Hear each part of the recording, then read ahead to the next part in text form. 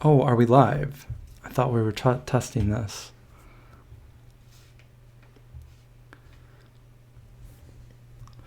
You guys, let me know if you guys can hear me, because I just got a message saying I'm in test mode, but it looks like I'm live, so.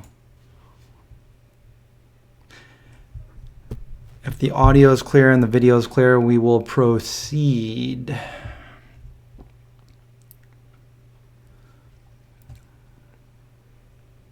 How's everyone doing tonight?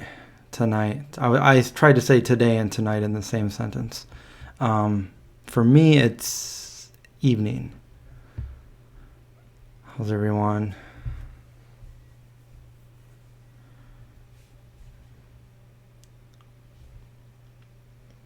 Put this video chat over here. So in today's live stream, I just want to talk about the latest video that I made. Response to anti-vegans, calling vegans malnourished. Some of you probably already saw the video.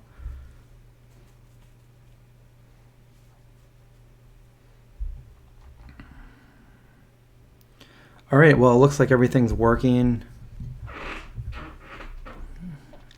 Why did I shave? I don't like big beards, and it's hot out. I did it in the video, but I wanted to shave anyway, so it wasn't a big deal. I like to shave my beard off and then let it grow again. What I don't like is I don't like clean shaving my face every day or every other day, so I won't shave again for a little while.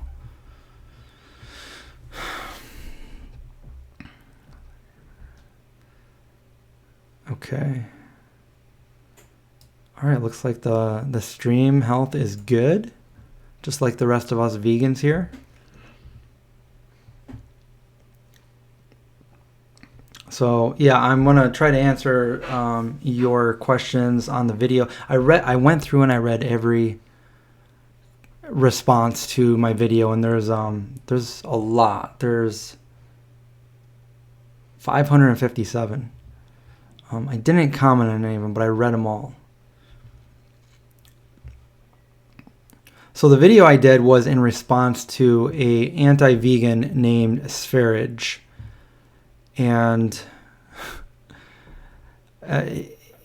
he's been making delusional videos for a while now, trying to trigger people by eating raw meat in the form of the animal that it still is. Like I think he picked up some squirrels and pig heads and ate them in protest at Veg Fest and stuff like that, trying to get a reaction. I heard that it did the opposite, though. I heard a lot of non-vegans already thought it was disgusting, and they didn't understand why he was doing it. And then they put two and two together, and a bunch of people ended up going vegan. So I hear. But he did a recent video. It was brought to my attention by someone on Instagram, actually, that I was in one of his videos. So I went to check it out. And the title of the video, I'm just going to play some of it here for you. It's not giving him a view by watching this, because I already have it handy. Let me find it again.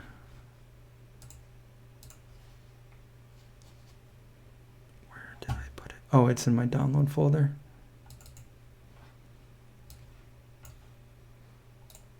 And if you guys didn't watch my response video, you might want to go check that out.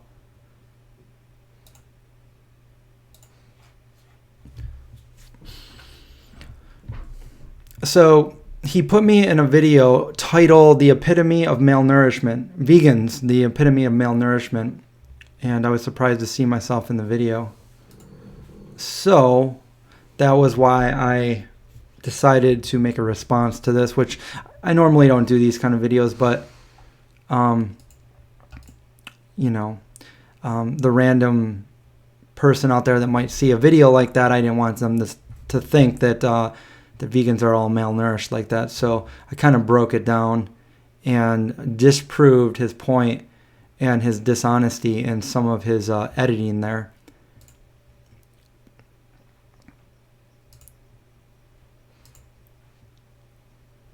Okay, so there's my video. Downloads. Okay, let's see.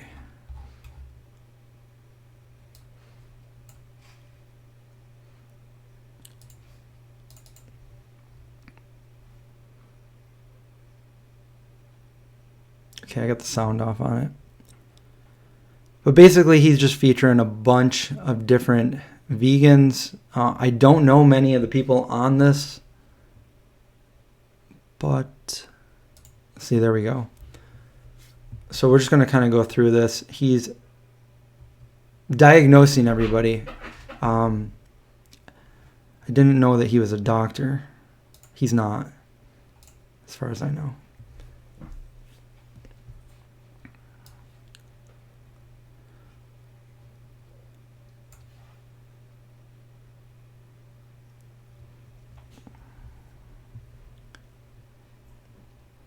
So some of you might be familiar with some of these people. I am not familiar with anyone so far. Let's fast forward a little bit.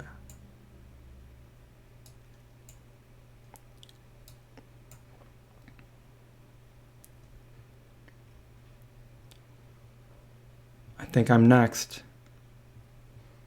There I am. So he says I have terrible eczema and a destroyed gut. So in my video, I go ahead and I show the original footage. I increased the saturation a little bit in my video, and then he increased it even more. So the original footage you can find on the video that I did there. But he diagnoses me as a terrible eczema and destroyed gut, when in reality, my face did not look like that at all. My face does get kind of red. I have fair skin. But as you can see here, this was from sunburn. I had just gotten back from California when I did the intro for the video right here. It's from, I think, my expo video. It's when the Impossible Foods thing happened. And I filmed this. The original video is the saturation is not popped that high, so I think he went and popped the saturation there. So I have fair skin. I burn easy, and you can see when I'm wearing my sunglasses, which I always do because my eyes are sensitive, that I get burned under my cheeks. Now, you can see where I shaved my face, my beard kind of covered that up. So I only have really red, like right here where my face was exposed to the sun. But he diagnoses me as having severe eczema, which is not the case. I don't have eczema. So yeah, and then as I go through the video, I kind of just skim through this video. I do know Amber. I don't know her well. I met her once at an expo.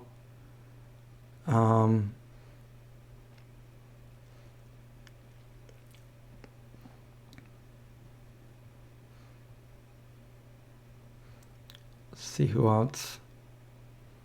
I can't speak for any of these other people on here. I don't know them. Oh, I met Koi Fresca. I mean, I don't think he looks unhealthy. This is 2014. I mean, what? So what? He grew his hair out. There's 2019. He doesn't look unhealthy to me. There's nothing. He's saying he's mentally ill because he's spiritual.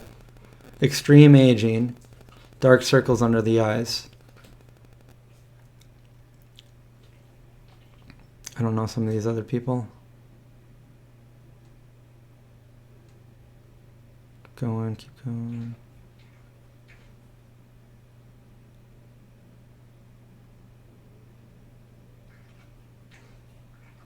So there's Mike the vegan. I don't know Mike either, but Mike looks fine to me there. The light is a little more intense on the right than it is on the left, but he looks pretty much the same to me.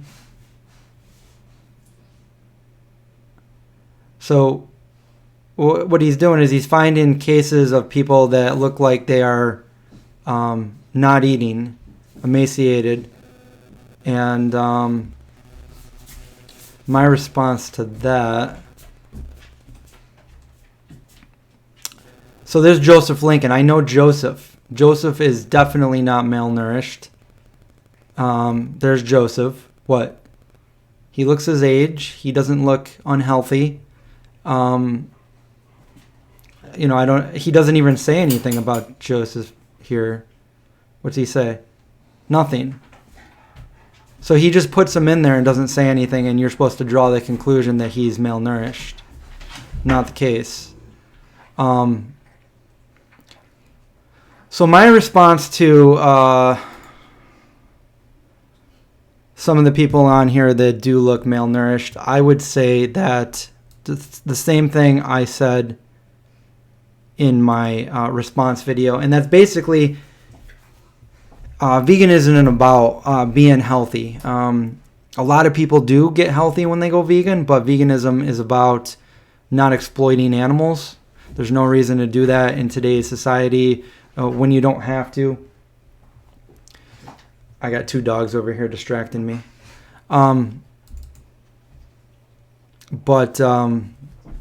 Yeah, you can totally be an unhealthy vegan.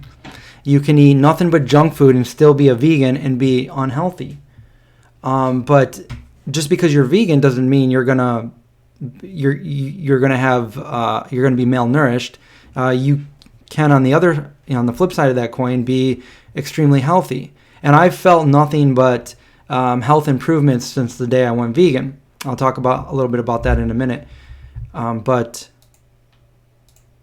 I could go ahead and find, just like I said in the video, because of statistics, there's more people in this world that are not vegan than there are that are vegan. So I would be able to find more malnourished people that aren't vegan than are vegan and destroy his whole point there. So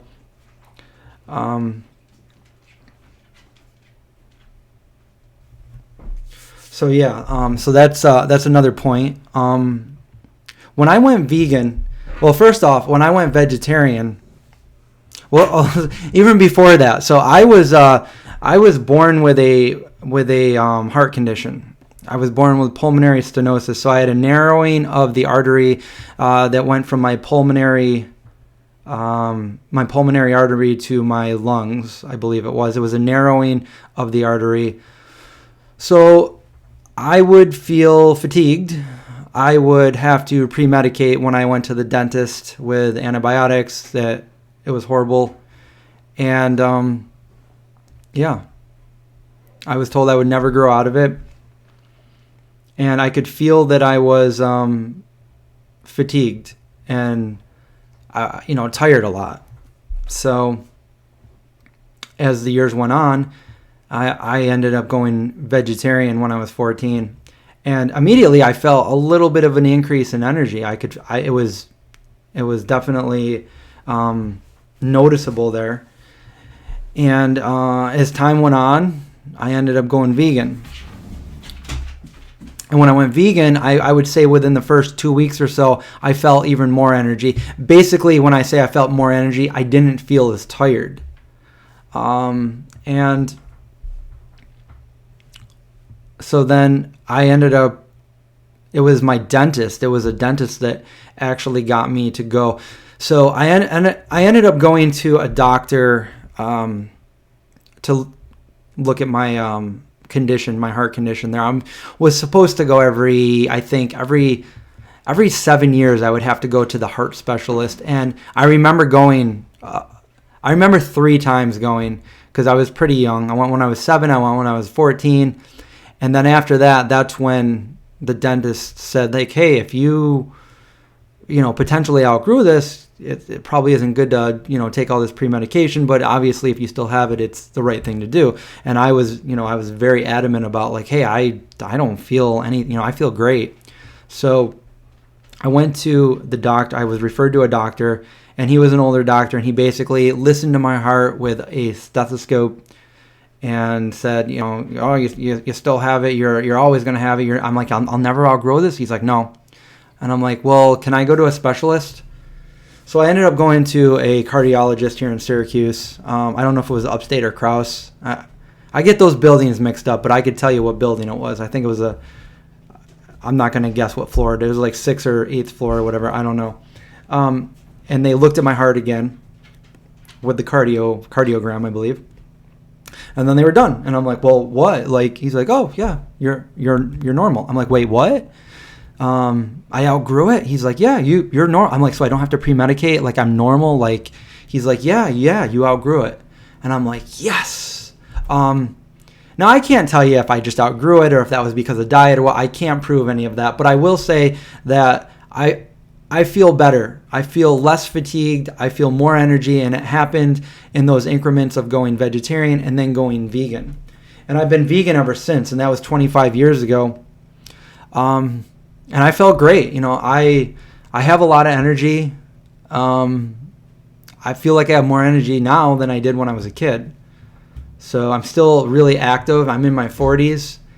And I really don't like it when these anti-vegans go around saying that you can't be a long-term vegan. It's just not possible. You're going to feel all kinds of deterioration in your health long-term. And, you know, when I went vegan, I didn't know. Like, there was no internet. I went vegan 4 years before Google was invented.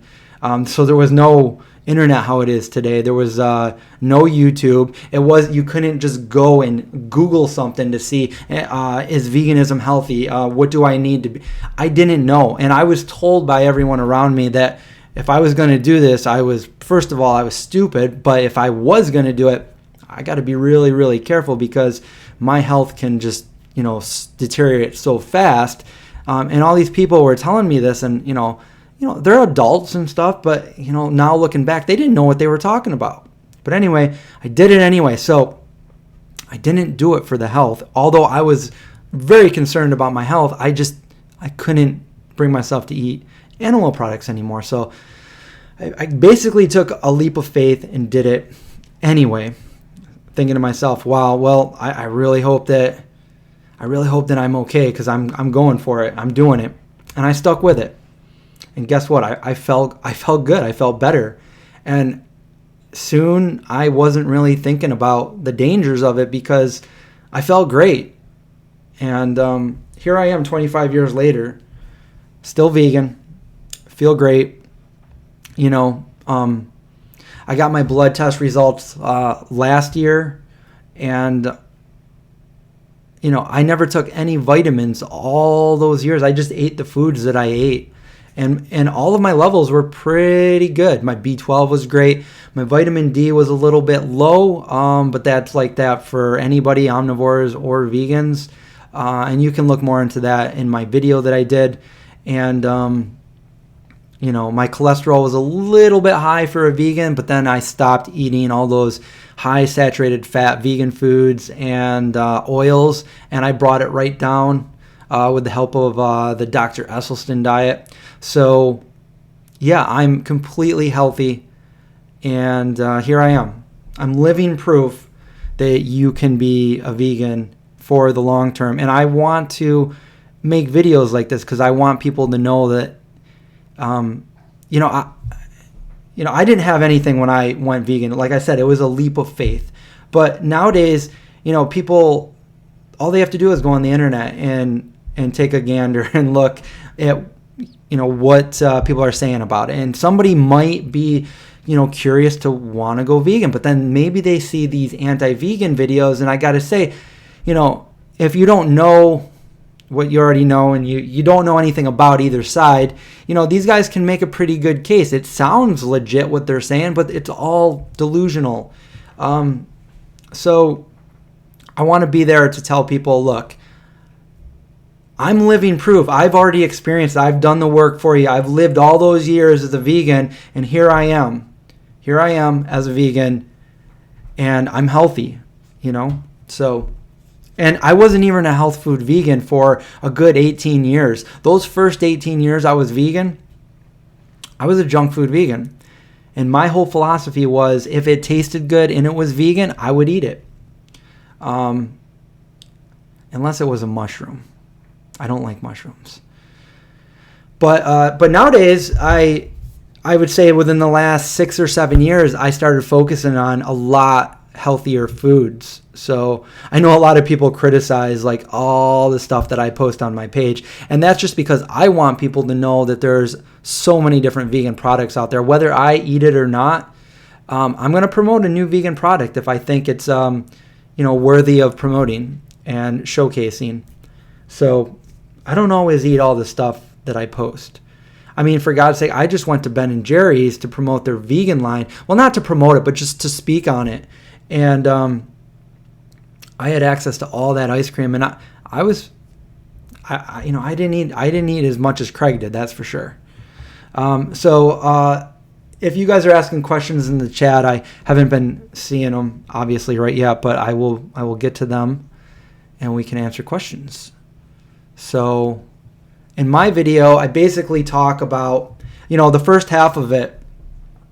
I was kind of, I'll admit it, I was kind of angry that I was in this video, but, kind of laughing at the same time. Like, why am I in a video about malnourished vegans when I try to promote how healthy you can be on a vegan diet for the long term?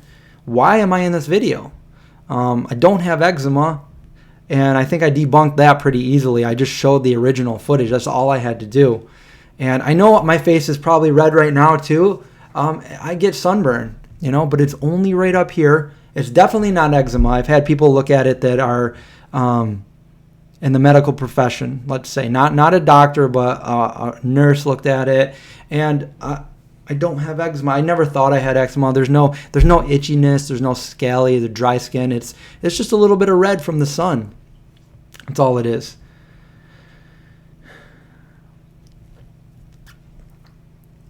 Oh, so Noy Craig's in here. I just so you know, Chris, I could quit anytime I want. I just don't want to. Yeah, you don't. What are you saying quit? And are you saying quit in the ice cream? Yeah. So Craig and I have been running lately.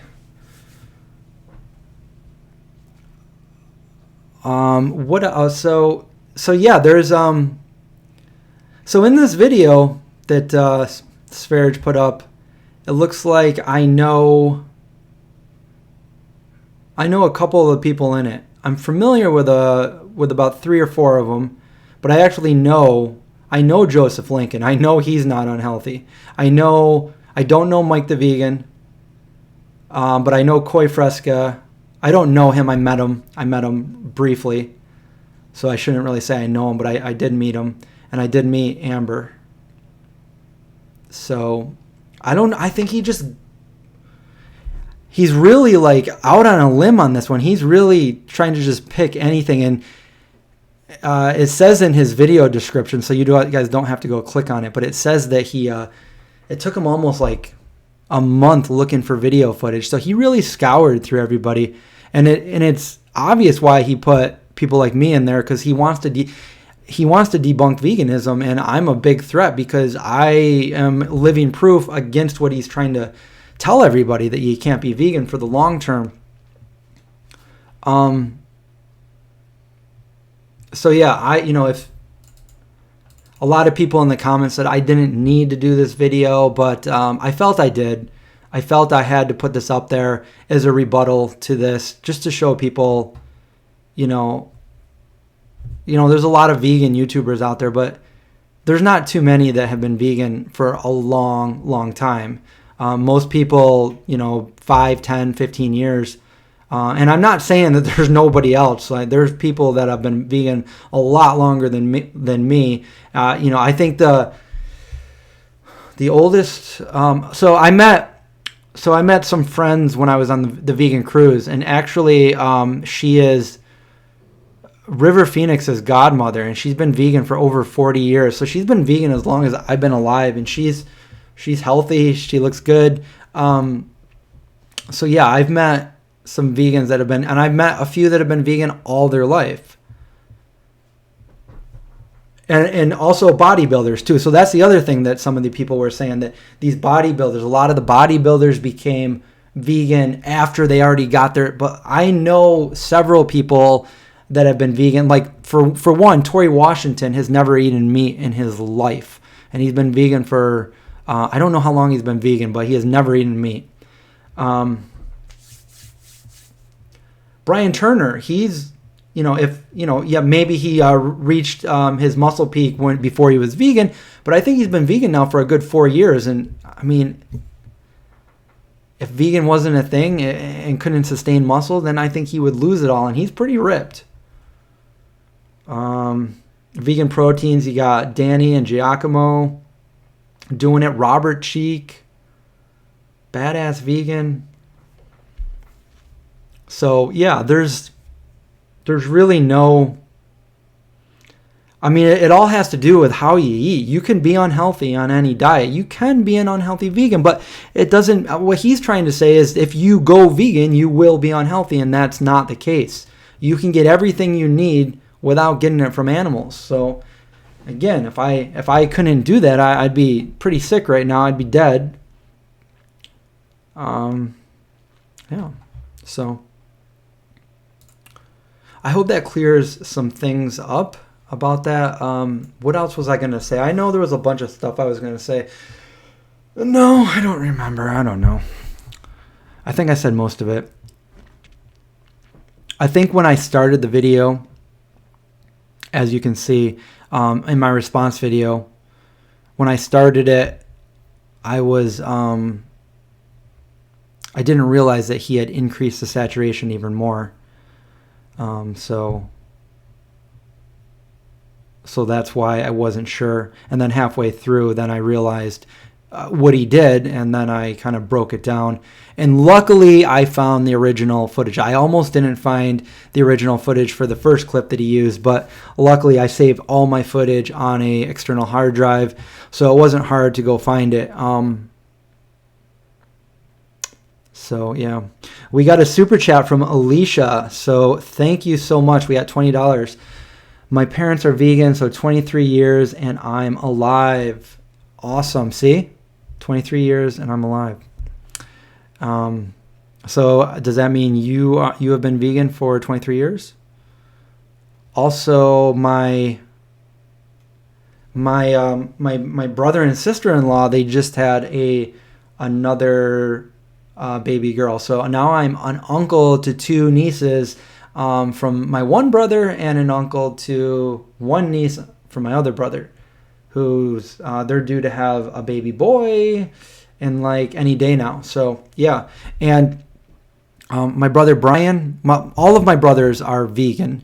My brother Brian and his wife Mary are both vegan, and they raised Katie as a vegan.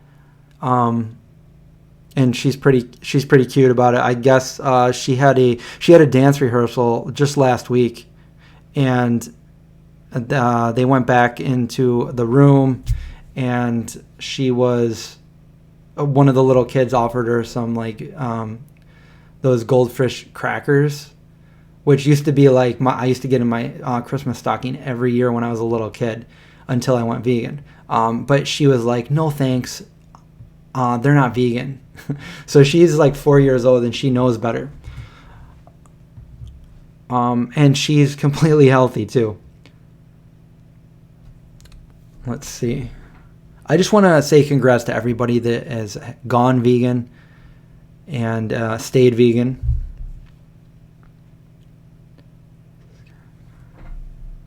So the other thing I want to say about, because there's mixed signals on this, and this would be my advice for people like Sverige that try to get a reaction at veg fests by going and eating dead raw meat. So I wasn't brought up in a vegan household, and I have friends and I even have family members that are not vegan. My dad's not vegan. I'm glad to say that I've influenced the rest of my family, my close family, to go vegan over the years. So, but my dad's still not vegan, and I have friends that aren't vegan, and sometimes I go out to like special events. Like the most recent was probably my brother's birthday party at a restaurant that was vegan friendly. So we all got vegan food, but he had other friends there that weren't vegan that are eating meat at the table. So when I look at meat, I look at, I don't see food. I see a dead animal, and it doesn't matter if it's the form of, the dead corpse that Sverige is holding, the pig head or the squirrel, or if it's nicely wrapped up as a burger. It doesn't matter to me. So I see it the same. I can do only so much, and that's to try to get people to go vegan. But I'm not going to be offended if he's standing there. And I really feel like, don't feed into what he wants. He wants us to be triggered. Don't feed into it, because it's no different than somebody eating a Burger King Whopper. That's all it is. He's eating the same stuff. He's eating meat. He's eating dead animal. So don't give him that. Don't, maybe he'll get parasites or whatever from that. That's his problem. But he wants a reaction out of this, so I wouldn't give it to him. If you see something like that at a veg fest, just, keep walking. I don't like it, but I'm not going to make a big deal about that, because that's what they want.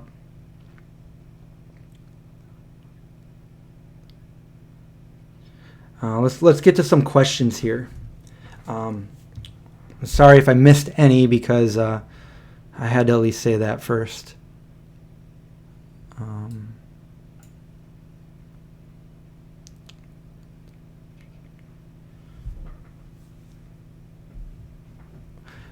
There's a lot more people that have said things that I don't respond to, but I just wanted this video to be out there for other people so they can see both sides of it. And I think it's like a unique position for me to be in, being vegan for so long and being able to tell people, look, listen to this guy or look at the actual evidence right here. Like, 25 years is a long time. That's a long case study. That's long for anything. And I have friends that are vegan, that have been vegan as long as me and longer than me, and they don't have any problems either. They're healthy. So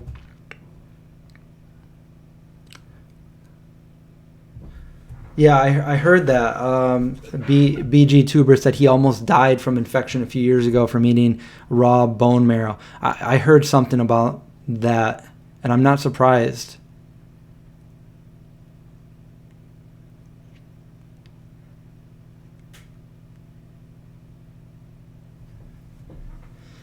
Yeah, he's doing that for a reaction. I have a friend that, let me read the question here. Colin C. says, Sverige frequents vegan restaurants and brings in animal carcasses and eats in front of owners, and then accuses the vegan restaurant owners of becoming violent when they tried to make him leave. Yeah, that'd be a unique situation, because he's trying to get a reaction out of it. I'd probably kick him out of my restaurant too. Different situations. I have a friend, I won't say their name. They own a very successful vegan restaurant, and they've told me that people have come in there, to eat, but not knowing any better, really, not doing it to be combative or violent, but have gone in there and asked my friend who owned the restaurant to hang up their fur coat.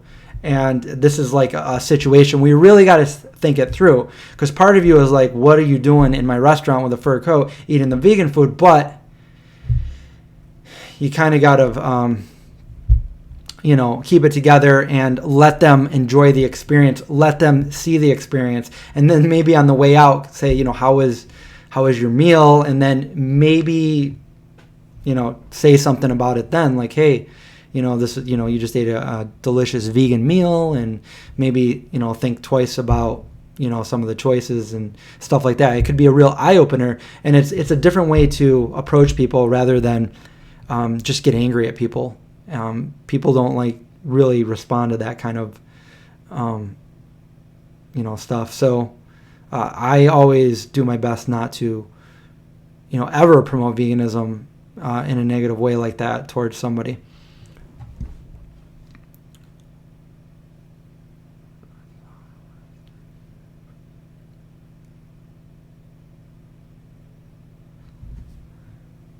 Yeah, there's a lot of crazy, controversial things that he's done. So, I'm not surprised. I kind of was surprised. I'm like, why are you putting me in this video? Like, do you really think I'm malnourished? Eyes wide open. Congrats, 10-year vegan there.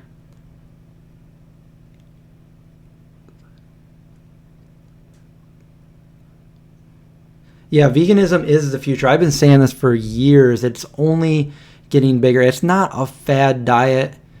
It's a lifestyle. And it's, I mean, genuinely, I think most people are good and they want to do good. They just need to open their eyes to it. And I think veganism, I think a lot of people share the same values of it, and they just don't get it. I mean, you can't blame them when, you're living in a society that's promoting it left and right from the time you're born, at least here in the standard American diet. So, but I've seen it from the day that I went vegan, almost unheard of, the word to where it is today. It's only going to get bigger. It's only going to get bigger. It's the future, and it might not be in our lifetime where we see everything vegan, but it's the future.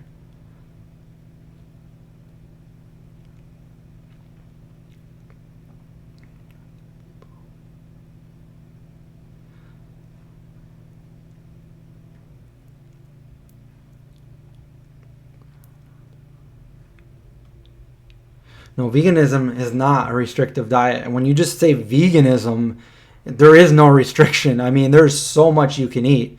And if you're craving something and you're craving some comfort food, then indulge and eat some vegan comfort food. And I guarantee you're going to be full and you're going to be satisfied. It's when you get down to like specific diets within veganism, like raw vegan, or you're only, doing juices or, something like that, then it can be restrictive. And when you do a restrictive diet and you're not getting everything that you need, then you can see some health deterioration. And that's what I think they're using. There are people out there that are doing this and they're claiming that veganism is bad, but it's not veganism. It's their choices of what they're restricting and what they're not eating. So veganism has never done me wrong. For 25 years, I've gotten satisfaction out of what I eat. And when you go vegan, people think, oh, you're doing without so much. And I'm like, I don't think I'm doing without. I think that my whole entire view has opened up on so many different foods, and I've been able to cook so many. I've become a better cook when I went vegan, because I'm able to challenge myself to try to make different things. And I realized that I think it's more of a, what am I trying to say? Like, I think it's more skill level to try to make great vegan things with plants and stuff than just throwing a piece of meat on a grill and then throwing vegan spices and herbs on it. So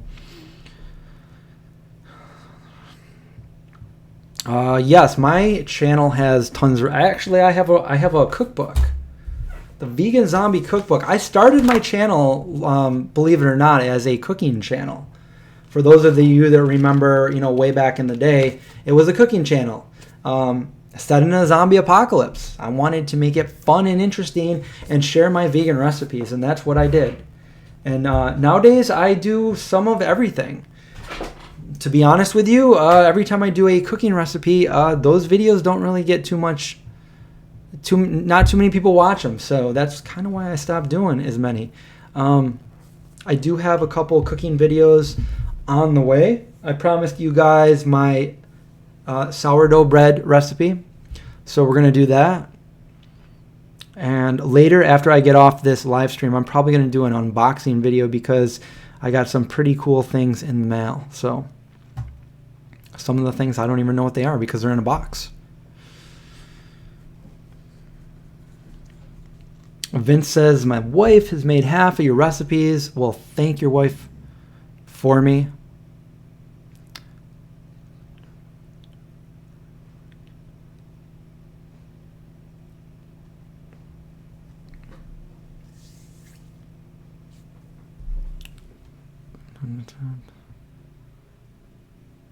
It's a zombie apocalypse out there. There's so many zombies that are just mindless, eating the flesh of others until they wake up.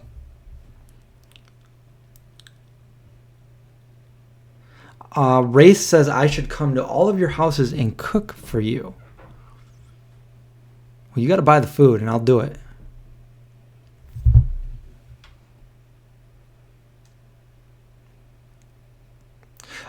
Cindy, don't worry. I will never stop doing the cooking show. It's just I'm doing a lot of other things too. So I'm still putting out, a couple cooking recipes per month. If you look way back in the day, I only put out one video a month because there was so much going into them. And I needed to find John to have time to do those because I would not, for the life of me, get in front of the camera. So it was John.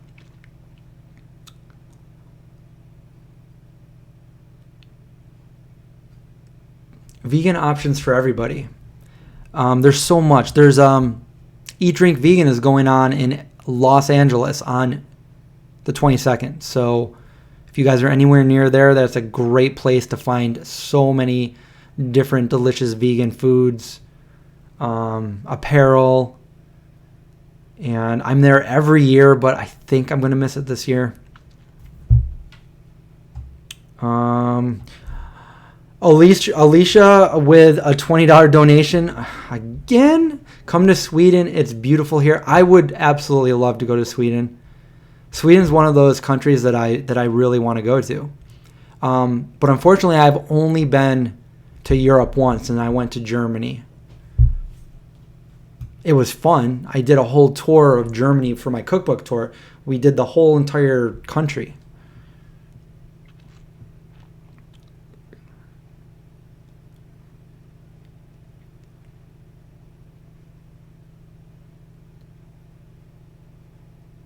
Murray says, keep spreading the good word about veganism. Ignore the haters. Sverige literally picked on me this week for having a vegan pregnancy. I have 4 healthy vegan kids. It's all good. Veganism is fine for anybody to be veganism at all stages of life, even during pregnancy. So yes, I have several friends that had vegan pregnancies, and also my sister-in-law, 2 of them. And they're healthy. So, yeah. It's the last Eat Drink Vegan. What? I did not know that. Why? Why would it be the last one? Now I need to get a plane ticket in the next day or two. No, I'm probably going to miss it. Yeah, I know they have vegan meatballs at IKEA. I did try those a couple years ago. I went to the one in San Francisco after we went down Lombardo Street, the most windy street ever. Do I like Natalie Portman? I don't know Natalie Portman. But I remember the first movie I saw her in. It was The Professional, Leon.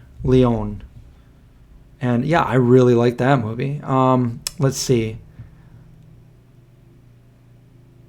What was she just? She was just in... Wasn't she just in Endgame? Tia says, I support tons of local black-owned vegan places. Awesome. Everyone that I know, I support as well. I don't think there are any here in Syracuse. But then again, there's only one vegan restaurant here in Syracuse. We need more. Does anyone want to volunteer? We need more.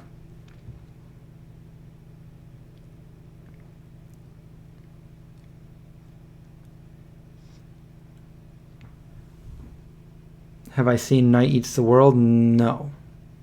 Never heard of it. IKEA is getting vegan soft serve. Nice. Anyone else here wish they were vegan since birth? I do and I don't. I mean, I do wish I never had meat. But at the same time, like, I know what meat is. I know I'm not missing without Another super chat from Alicia. I love your videos. I'm going to donate again. Thank you so much. I appreciate it. Seriously.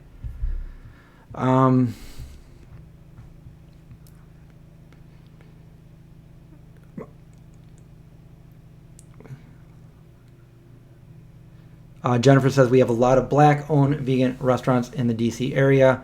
Yes, you have Hip City Veg, New Vegan. I used to live in DC. Well, I used to live in Arlington, which was 5 minutes from DC. And I used to go to Everlasting Life. I think that's what it was. And this is way back in the day. And oh, it was such good food. I think they own New Vegan. That's what I heard. But anyway, I really like Hip City Veg. Did I explain why I chopped the beard? Okay, real quick. Why did I chop my beard? So I did the response videos for Spherage, and I just wanted to be completely transparent to show, my face, that I don't have eczema. So I shaved my beard off. However, I didn't do it solely for that. I was going to shave it anyway. I usually shave my beard once it gets to a certain, point. I just feel like it makes my face look big and fat, and I just want to shave it off. I just really hate shaving, so that's why I let it grow. Otherwise, if it didn't hurt my face shaving all the time, I'd probably just always have my face clean. But sometimes I just feel like looking like a different person. And, one time I grew my beard really, really long just so I could feel like I was somebody different, and then shave it, and then nobody recognized me. Not that I want to be a different person, but, people see you every day. Like when your beard kind of grows back slowly, it's a slow process, so nobody notices. But when it's really big, they know you with a beard, and then as soon as you shave it, nobody recognizes you. I'm like, there, I'm a different person. No, I'm not. But yeah, I do this quite often. I shave, and then I let it grow. Different things. Different moods.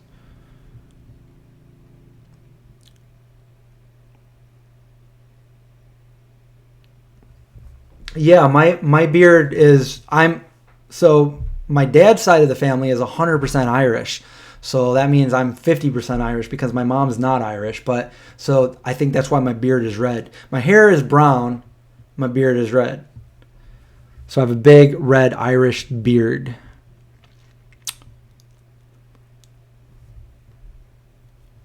Shout out from Rochester from Robert. I'm probably gonna be in the Rochester area tomorrow, going to Mockingbird. And I look like a rock star. Except for I can't play music.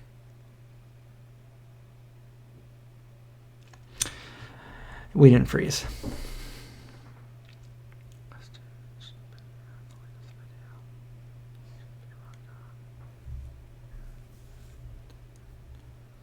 Let's see what we got here. I am Irish. I am Irish like you.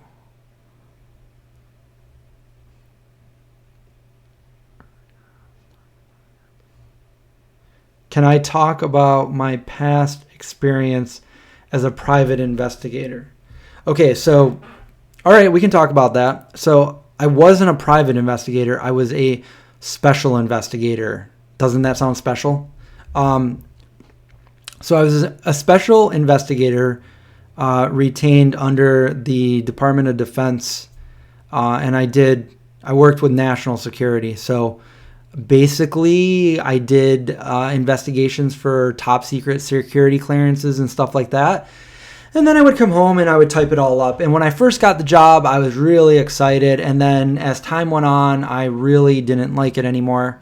And that's actually how I came up with the idea for the vegan zombie. I hated my job. I grew to hate my job so much that I couldn't even think about doing it, the rest of my working life and then retire with that being it. So that's when I was pretty much forced to say, what things do I love? What do I love doing?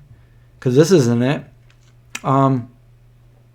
my end goal was I wanted to be a special agent for the FBI. I wanted to solve violent crimes, and I was very intrigued by that, but I failed. There's a difference, though. I didn't quit. I failed because I hit the age limit to be an FBI special agent, and that's the only reason. So once I got to there, I was like, oh, man,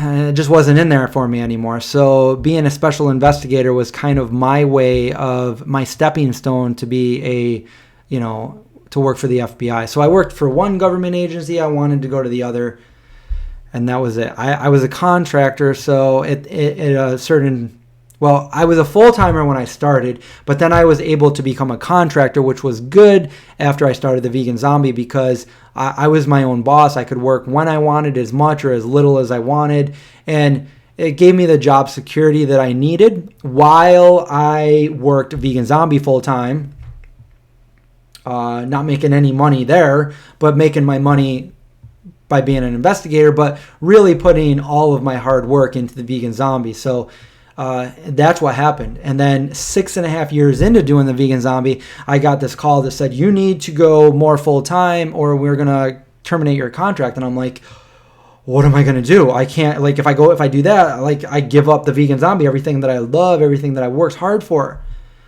But if I quit this, then how am I going to make a living? And there I was in the other room right next to me talking to, well, technically I didn't have a boss. I had a liaison. And they said, you need to go full time or else we cut your contract. And I was like, oh my God. I'm like, please, can I? And they're like, no, you can't. And I'm like, they're like, we need an answer right now. And I'm like, okay, I reluctantly resign. I did it. And then I got off the phone and I'm like, what the heck did I just do? Oh my God. I have to, I have no choice. I have to go full force, 100%, 110, 100, 1,000% on the Vegan Zombie in order to make this work, because this is what I love. This is what I want to do. I never want to stop doing this. So that's what I did. I just worked my butt off, and here I am. Here I am now. And I made it work. So that's pretty much it. The job was somewhat, it sounds more exciting than it actually was. Most of the time it was pretty boring. I will say there were a few instances that were not boring, and maybe two instances that were really scary. But other than that, I would dress up in a suit and tie. I had a badge, and I was an investigator. That was my job. Investigator by day, a Vegan Zombie by night. That was me.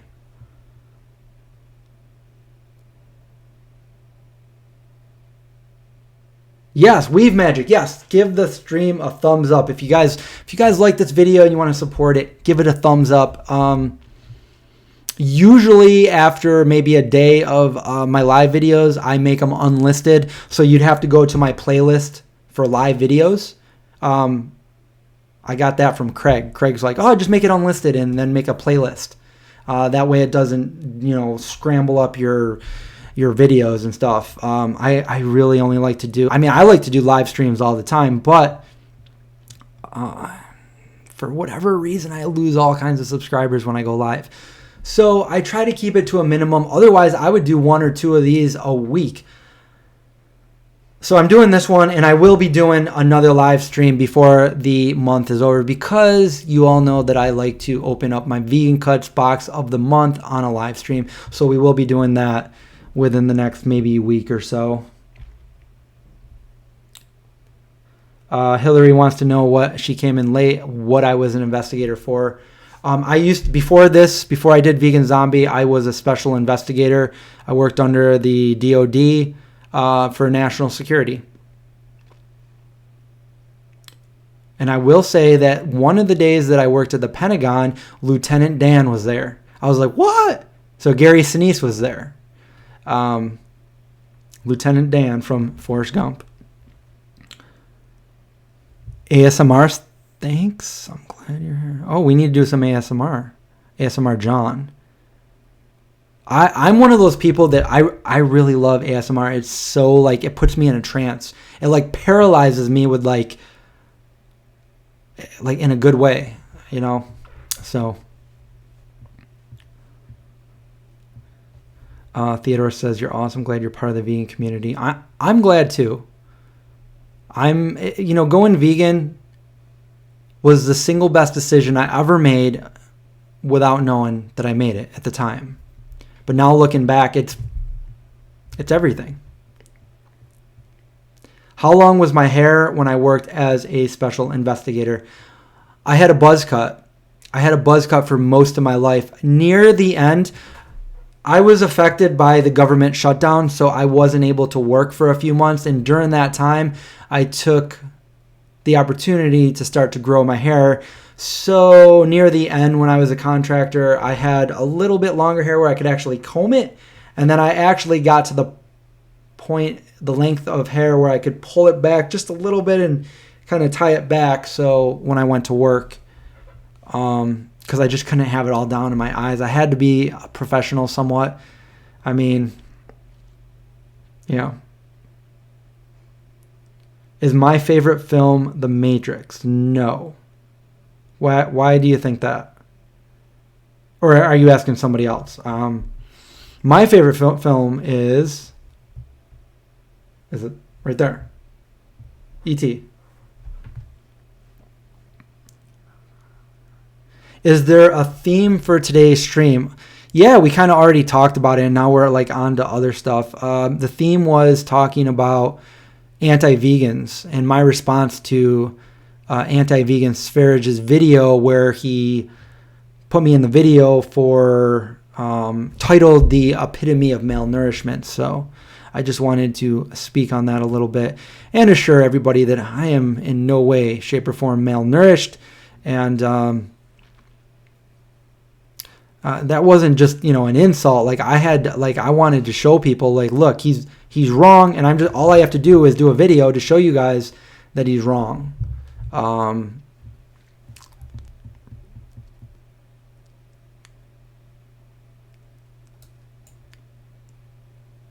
see. E.T. Gomez. Please show you guys a picture of the buzz cut. Let me see if I can buzz cut.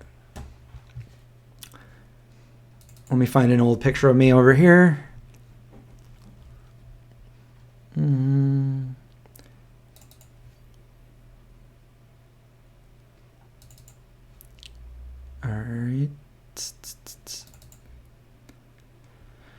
All right, let's see, buzz cut.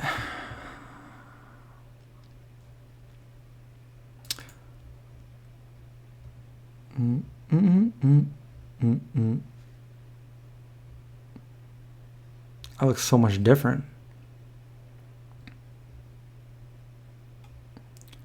I'm trying to find one where I'm actually wearing my investigator, my suit and tie.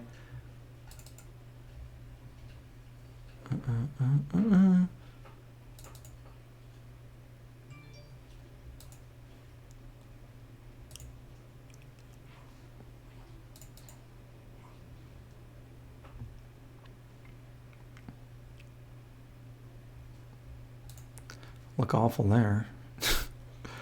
Let's see here. I post some of these flashbacks with me with a buzz cut on. Oh, you know what? I think I'm eating at a vegan restaurant right here in Washington, D.C. I am. It doesn't exist anymore, but it was one of my favorites. So let me try to put this in here. Called Java Green. There I am. Drinking a vegan milkshake at Java Green.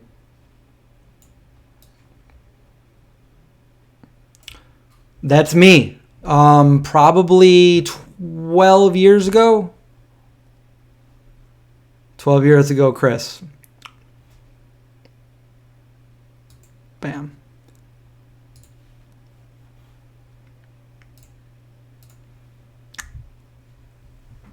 Oh, we have another super chat. I missed it. Stacy, love your content. Thank you for the donation, Stacy.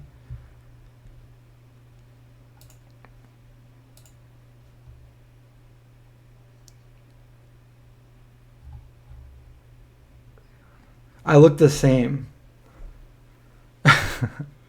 I have a picture of me when I was 18, and then I tried to like recreate the picture now and like 10 years ago, and that was 25 years ago. I don't know where it is here. Maybe I can find some old picture. You know what would be fun? What I want to do? I have a scrapbook over here, and I'm not a scrapbooker, but I had one at the time, and I felt like saving it. But there's some pretty interesting stuff there. I could probably write a book on it. But when I graduated high school, 2 of my friends and myself decided that we would attempt to hitchhike to Florida from New York, from upstate New York. And what followed could be a book.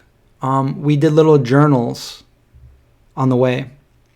And I found a piece of paper in there, and there was somebody that picked us up, and he was very generous. He gave us $20. He didn't have to give us any money. He gave us $20. We met him at the New Jersey Turnpike rest stop. We basically were going up to people. We were desperate. We were saying, hey, could you give us a ride south? And they're like, oh, we're going to D.C. They were praying. They were praying. They were Muslim, and they were praying. And then that was it. And then they dropped us off at a hotel. We got really cheap hotels because we used to work at a travel plaza, so we got discounts. So we could get like a really nice hotel for like $30 because we worked there. And I remembered his name. And this is 25 years ago. This is actually before I was vegan. This is a couple months before I went vegan. And then I recently found him on Facebook. I didn't send him a message though, but I just wanted to see if he was still, and I found him. So I kind of want to like reach out to him and say, hey, I don't know if you remember me or not, but you helped us out like a long time ago. And I just want to like repay the favor or something like that, something like that.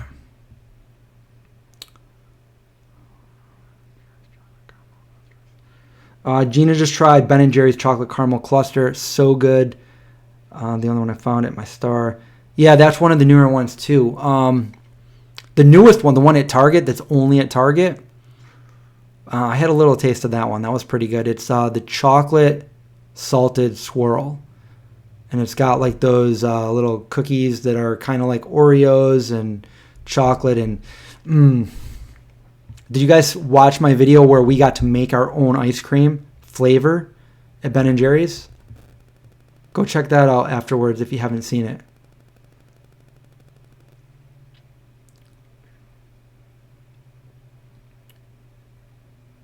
I don't have a garden in my backyard. In fact, my backyard kind of sucks. Anytime it rains, it gets really mushy, and then it takes like 4 or 5 days of really hot sun to make it not mushy just so I can mow the lawn. So right now, I can't even mow my lawn, and the grass is growing. Oh, I got a dog under me and a dog over there. Hi, Indy. Where can I get Vegemite? I don't know. I think you got to get that in another country. Vegan Oreos, yes, yeah.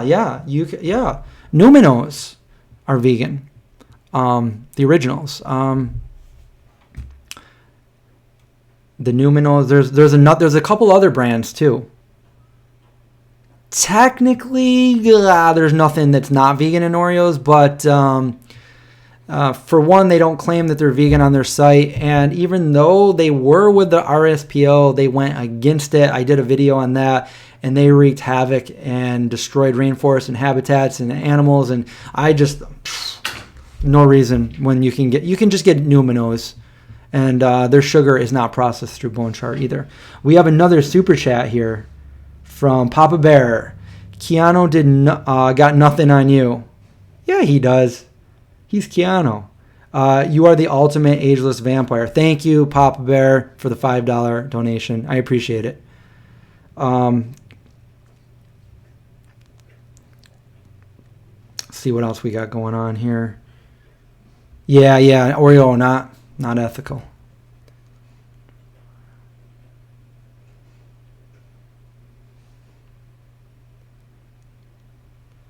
Numinos is basically it's like an Oreo cookie, and it was by the Paul Newman, who the late Paul Newman. But his company all the proceeds there go to charity, and they just happen to be vegan. Not the whole company, but the Oreos that they sell are vegan. Check them, because I think a few of the flavors are vegan. I think there might be one that's not, so just make sure you check it. I know the originals are vegan. No updates on that the sanctuary fiasco, although I did speak with Peter, and he said things seem to have gotten better, but I'm going to at some point go down there to New Jersey to Tamerlane and do a follow-up video with Peter. And I'm sure Gabby will be there too.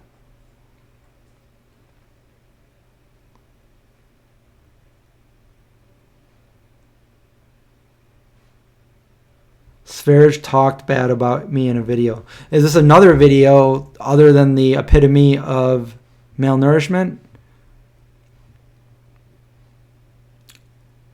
I mean, what's he going to say? He doesn't know me. What's he going to say bad about me? There's nothing. I mean, anything he says is just BS. The puppies are doing good. I got one of them right under me right here. There's Zeke, and the other one's laying in the hallway over there.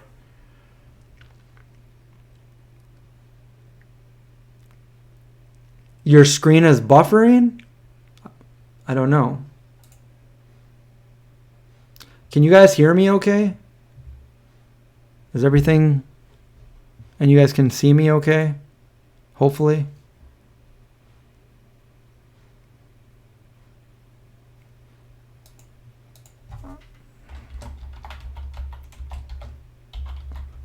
There you go. Numinos. Paul Newman.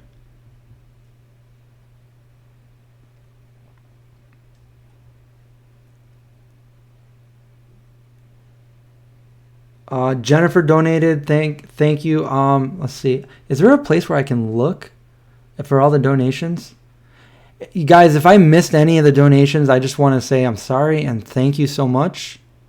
Everyone I see, I make a point to mention.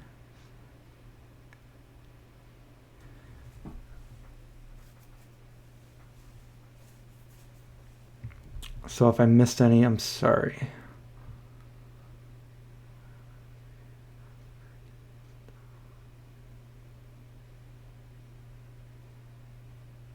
Kidney stones. Oh, so probably want to stay away from like things like magnesium and phosphorus. Drink lots of water. Tofu has a lot of phosphorus in it.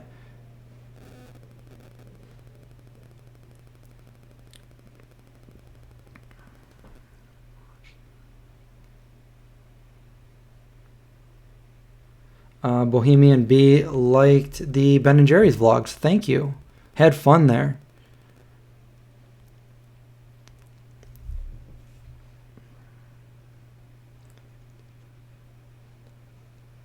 Stay away from raw spinach, says Nate about the kidney stones. Mary's Test Kitchen. How's it going, Mary? Mary makes awesome food on her channel.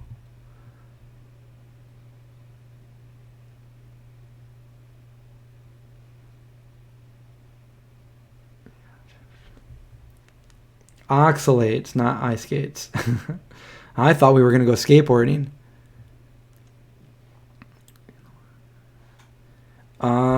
Jesus Freak says we eat a lot of tofu. I mean, it could be. I eat a lot of tofu too. I've been eating tofu since before I was vegan. When I went vegetarian, that was the first thing I tried the day that I went vegan. I'm vegetarian was tofu. I love my tofu.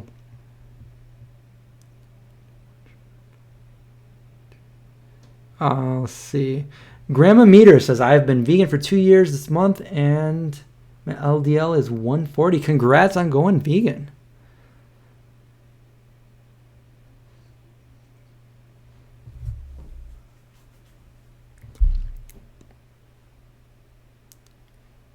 Dr. Gregor, plant-powered muscle. Dr. Gregor's great.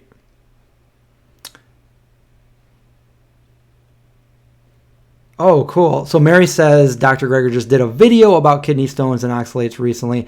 So if you guys want, you can go check out him. He's got all the, legit information coming from a doctor. So check that out. I look at a lot of the research that he's done when it comes down to it. And I have a question. Let's see. Wait, what? Perpetually annoyed is eating tofu right now. Well, I'm kind of annoyed that I'm not eating tofu right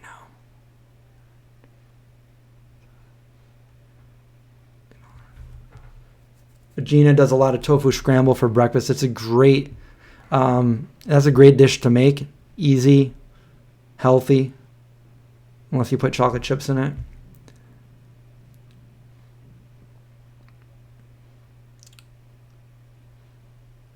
Dr. Bernard is awesome too.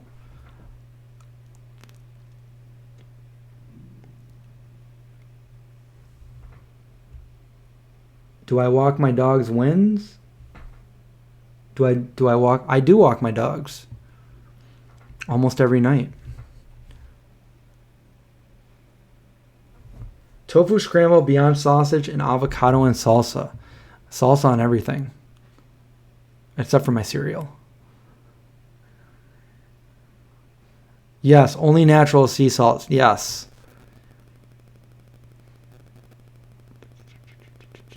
So. Ooh, sweet potato boats with tofu scramble. That sounds good.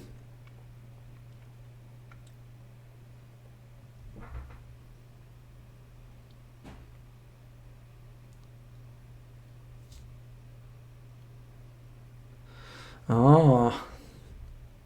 Dr. Greger arrested for beating spherage in a Walmart parking lot. Inquiring minds want to know. Did you guys hear that? My stomach growling. We're talking about all this food.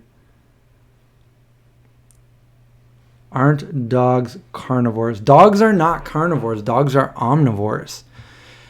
And contrary to what a lot of people think, they do really well on a proper plant-based diet. And my dog over here is a perfect example of that. He has been a vegan dog for 7.5 years.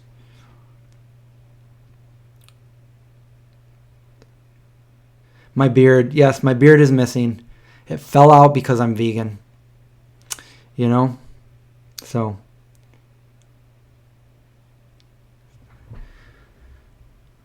So, any other questions about the veganism, being vegan long term? Does anybody? I feel like not too many. I feel like he's scaring a lot of people when I say he's spherage over there, but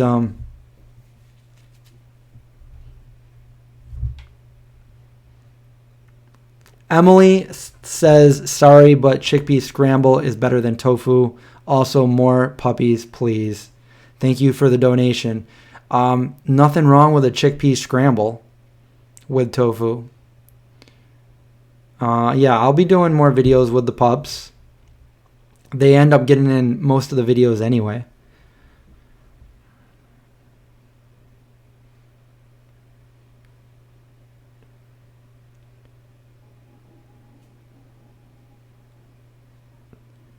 Wait, what am I going to do about spherage in the future? Nothing. There's nothing to be said. I just did that response video just to show my side and to show that I basically exposed him. He was dishonest with his edit, and I showed you guys the original footage where my face was not red at all, and then I just kind of talked about being a long-term vegan. I was aware of him for a while now, and I just never bothered making any videos. No reason for it. But, I'm living proof. For the long term, here I am as a vegan.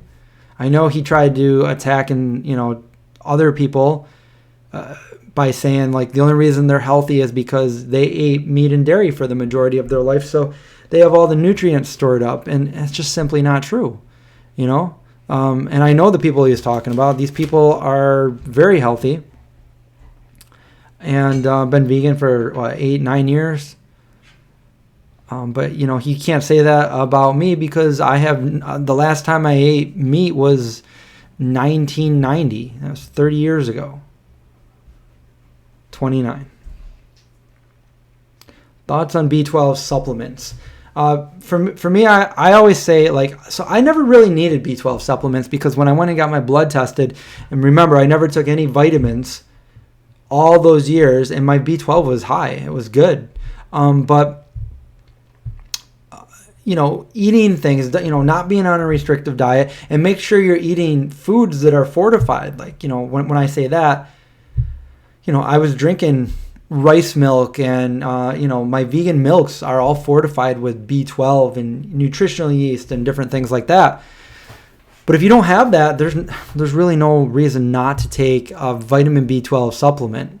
I found several good ones over the years. My favorite right now is Herbaland. I have it linked below. It's a gummy, and they have omegas. They have basically everything. The good thing about that gummy is the B12 also has vitamin D3 in it. So you got your vegan B12 and D3. Those are the two that a lot of vegans look at when they're looking for vitamins.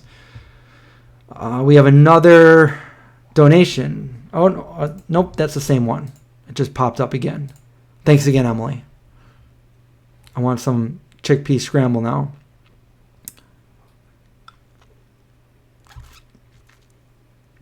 Do I like Alicia Silverstone?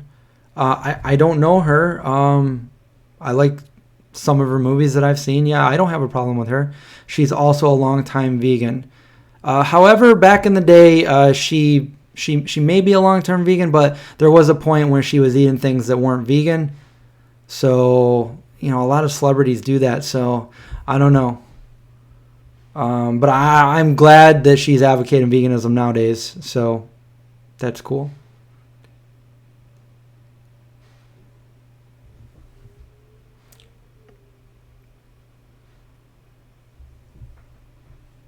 Oh, what do we got here? Mary, yes, I did have fortified foods. So I wasn't eating all whole foods. God, no. I was eating junk foods and all kinds of different things, growing up as a newbie vegan.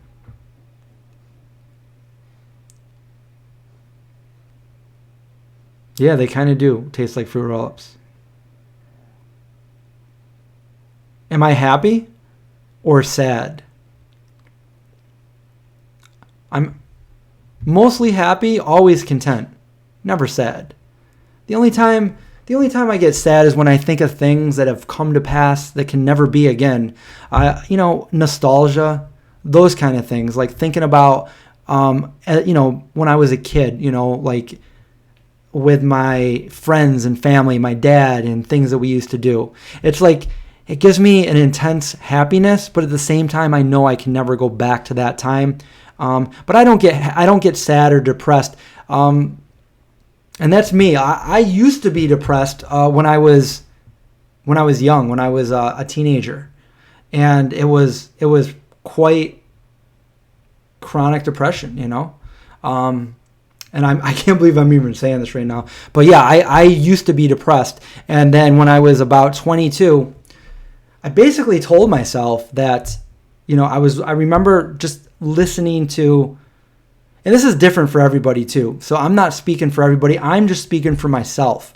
And I truly believe, people say, oh, you can't just not be depressed. And in my experience, that's exactly what I'm saying. But I don't want to speak for other people. So this is just for me. What I told myself was, I know I've said this before in other videos. So I think it was Bruce Lee that said, your mind over matter. Your mind controls everything. You make your own choices. You make up your mind. And I really thought about that profoundly. And I basically told myself, I'm not going to be sad. I'm not going to be depressed anymore. And this wasn't just like sad. Like I was really depressed every day for about 7 years. And then I told myself I'm not going to be this way before because I have control over me. Nobody else. I can't control anyone else, but I can control me. And then I basically said, I'm not going to be. And from that day on, I haven't been depressed. I have not had depression in what is it, 21 years? So yeah. You know, I get angry at things and, you know, upset. Sometimes I'm not happy, but I'm always content and I'm never depressed. I haven't been depressed since. So I don't know if that can help anybody out because, you know, everybody's different, but for me, it worked. We do. We create our own reality. You really got to own it. You got to, like, you know, if you start to feel that way, like, you control you.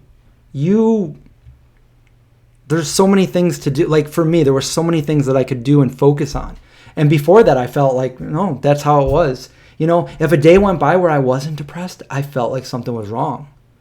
But yeah, after that, I said, hey, nobody's going to take care. I am here to take care of me because nobody else is going to do it. This is my life. It's the only one. It's the only one I have. What am I going to do with it? And that was pretty much it. It's the way you look at things.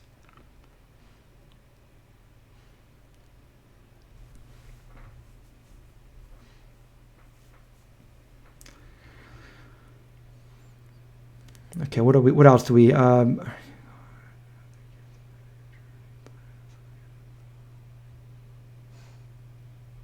what kind of questions are these coming in?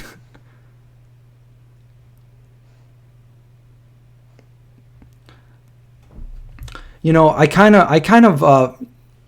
not stupid. I kind of felt like you're trying to get me to be tricked. You might even be somebody for Spherage, all these questions. And you can say whatever you want and try to get me triggered or whatever. I don't care.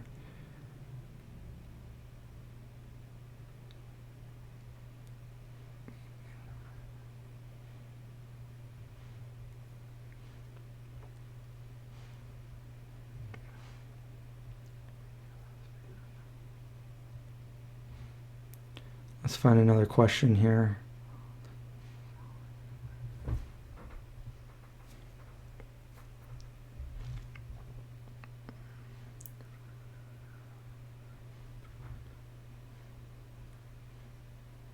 Yeah, wait, where is this? Let's see. Craig says, thank you for amazing video. I feel like the vegan movement has been feeling demoralized lately due to the whole carnivore diet. Yeah, I can see where, you know, there's a lot of videos out there doing that and trying to, like, attack vegans and stuff. But the reality is veganism is still growing. And with that growth, there's going to be more people that are speaking out against it. So it's still growing. And it might seem like that at times, but veganism is going to withstand time. It's only a matter of time. I probably do need a few moderators. I have one in here right now that I know of, I think. Linda, you here? Always does a good job.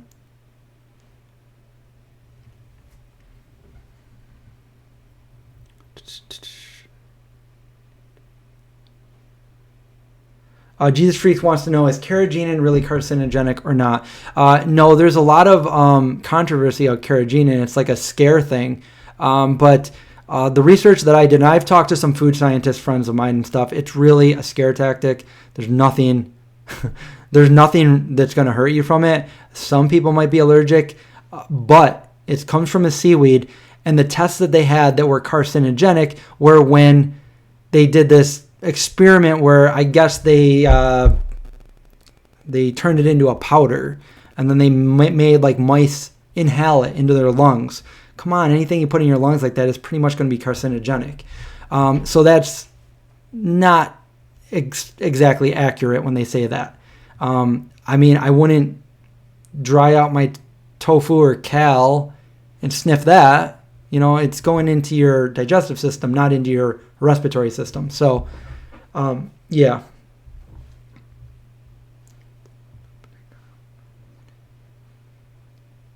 Oh, good question. Have I had any issues with tooth decay, loss? My teeth feel super weak.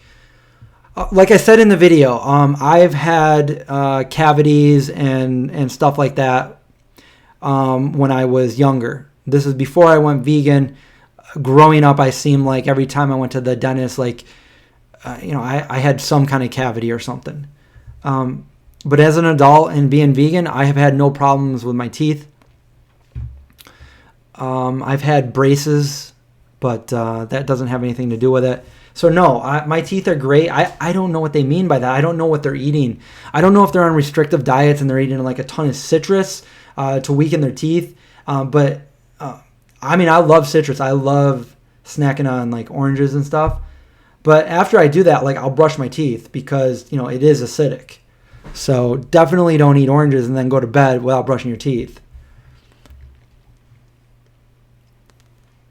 What was the other thing? Hair loss. Hair. Obviously, I don't have hair loss. I'm in my 40s, and I'm thankful that I still have my hair. But don't snort your kale, Emily. No, don't do it.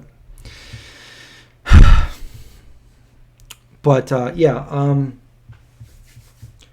if you're going on these crazy restrictive diets and and telling people like I went vegan and this is what happened, then that's not completely accurate. If you're not getting the nutrients you need because you're restricting, then that's one thing. And like I said, you can be unhealthy on any diet. But my whole point is I'm saying that veganism can be healthy and you can do it long term and you can sustain a healthy life as a long-term vegan. I don't need to question that. I've already done it. I've done it. So I'm living proof that it can be done. And there's many other people that are living proof that it can be done too. I'm just the one that's sitting here in front of YouTube conveying this information to you. Yeah, the vegan diet. I mean, my beard was coming out. It was like Fidel Castro almost. Like they poisoned me. The CIA. Shh, don't say that. Vegan level 100. You snort the cal, you inject the nooch. Don't do that, guys. Don't do it.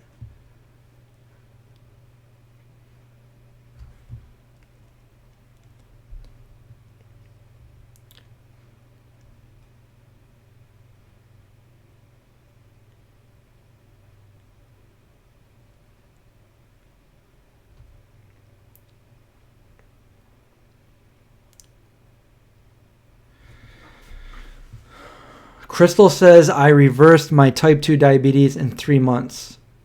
I'm assuming on a vegan diet, right? You weren't eating dead animals, were you? Yeah. Yeah, that's that. A lot of people said that in the comments that, it's funny because he tried to claim that I had extreme, terrible eczema, which I don't have, but a lot of people in the comments said that they actually did have eczema, and when they went vegan and took mainly like the dairy out of their diet, that it cleared up. And there was multiple people that said that. I usually have nooch on hand. I have a big bag downstairs right now.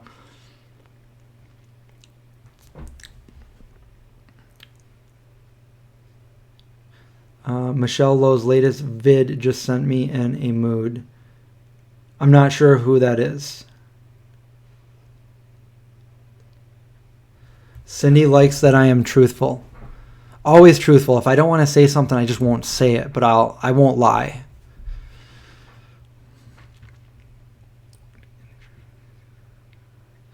Yeah, Steve. Stevie wants to know, weird question. I heard cooking nutritional yeast gets rid of the nutrition. Is that true? I've heard the same thing. So when I use nutritional yeast, like if I'm going to make my tofu scramble, I put it in at the very end. Mix it up. I used to cook it right in there with it. So yeah, if you're going to use nutritional yeast, try to do it near the end. If you can. If you're going to make a nutritional yeast cheese, obviously you're heating it up, but and it's also said that sometimes you don't get it's not guaranteed that you're always going to get B12 from nutritional yeast. So sometimes you might, sometimes you might not. So it's good to, at the very least, go see if your levels are good. If they are, then fine. The nut milks that I could easily make my own nut milk, but I love the rice milk. I love Oatly, and luckily those are fortified with vitamin D and vitamin B12. So don't mess around with those. I would, you can get vitamins too. Like I said, Herbaland makes some good ones, and I linked a couple different ones. If you don't want the gummies, there's another one. So definitely check it out. I never advocated vitamins ever, like for the first 23 years of being vegan. It's only within the last year or two that I started taking them. And that's only like the B12, the D, and sometimes the Omega one, it's hard not to take those Herbaland. Right, Mary? They're so good. You could just one of these, it's like candy. But you can get the non-gummy ones too, so. Nooch is good for you. It's got, for one, it makes your food tasty, but it's got B12. Vegan stamina. I've been increasing my stamina by running. I've been running with Craig of the No Eggs.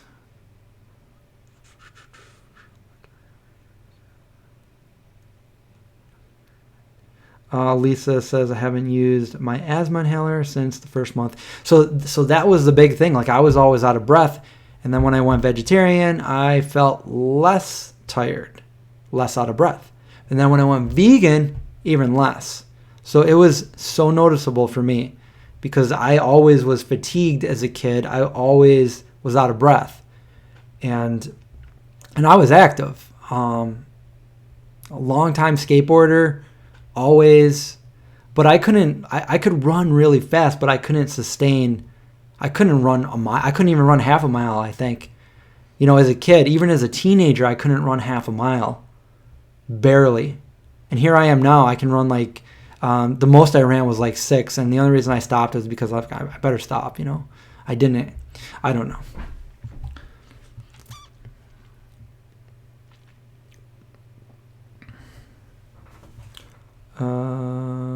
Oatly coming out with an ice cream. Actually, Oatly's had ice cream for a long time, but it hasn't been in the United States. I've been wanting to get some because my friend goes over to Iceland and gets to eat it and says it's so good, but I haven't been over there. So, yeah, ice cream. I hear it's the best.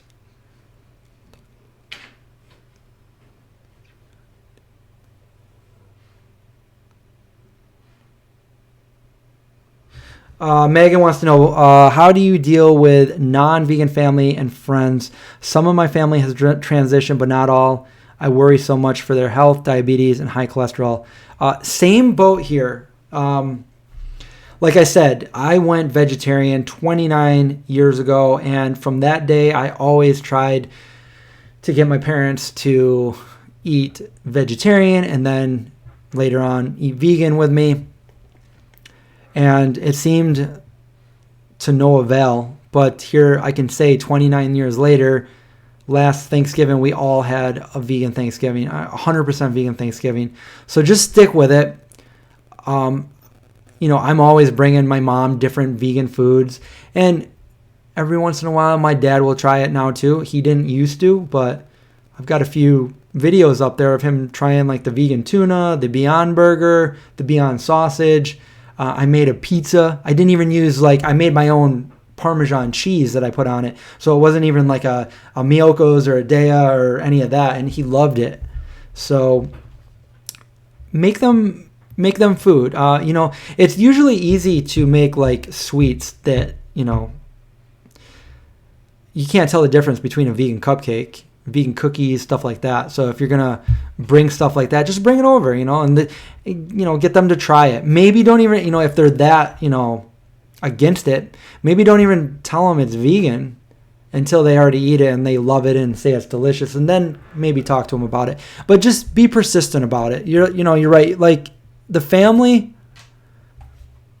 like I never push veganism on anybody, because I feel like I don't want to force somebody to do something. I want somebody to want to do it, because then they're going to do it for the right reasons, and they're more likely to stick with it.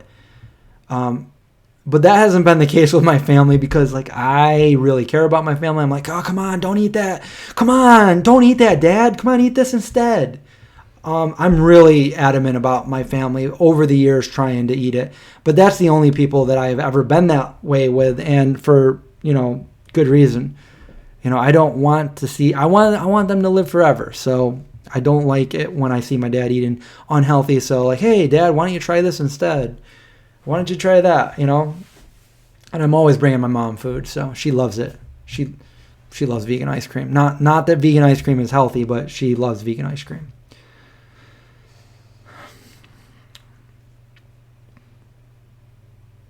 Yeah, Believe Magic. Those Enjoy Life soft bake, the chocolate chip cookies, good.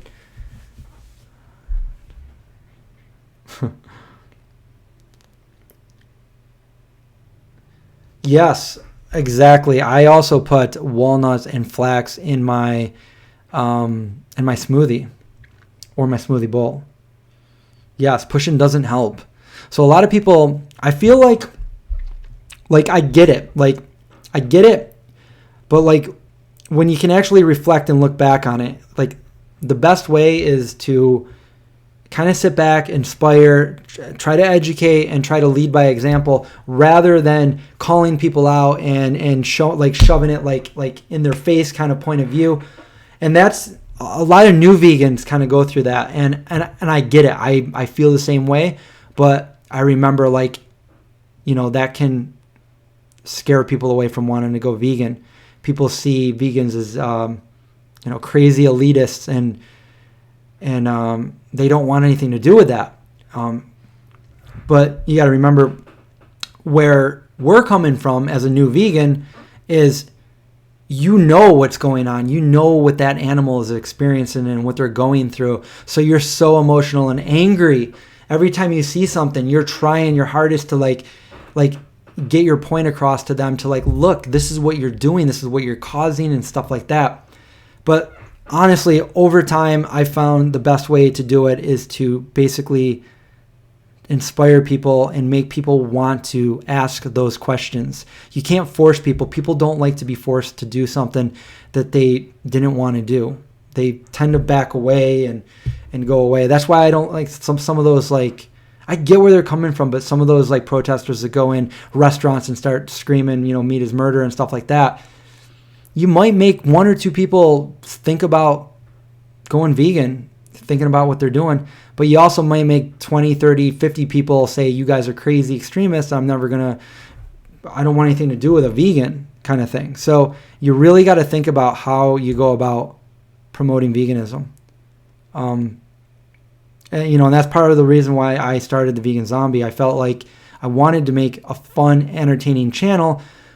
But when you really looked at the channel, after you enjoyed the content, you start thinking to yourself, well, wait a minute, it's vegan and it tastes good and you guys are healthy and maybe I can do it, and then they start asking those questions. They start asking more questions, and then they ask the reason why, and then you got a new vegan for life. So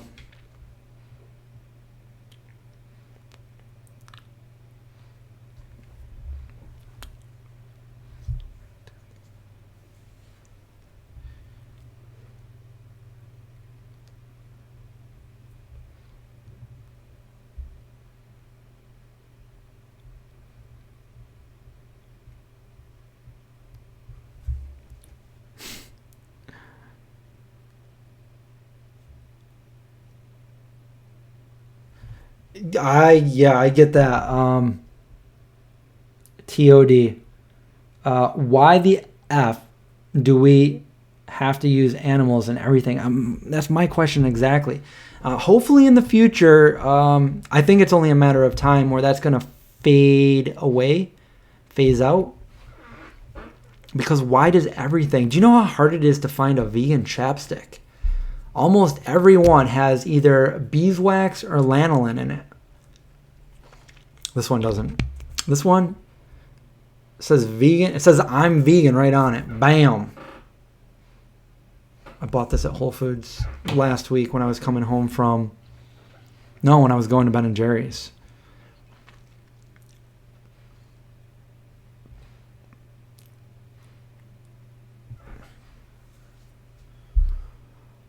What else do we have here?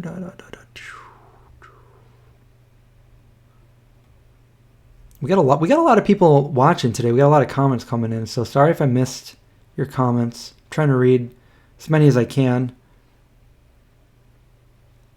Do you ever play Mortal Kombat 11? No, I didn't even know they had 11, but I loved Mortal Kombat. Like, I played that so much. I think my favorite was Raiden, and then I think Mortal Kombat 3 I was Shang Tsung, because then I could be anybody. I used to turn in, like, what is it? Down, right, and then you'd be Baraka. Boom, boom, boom, boom. I don't know, man. It was fun. I used to play Mortal Kombat.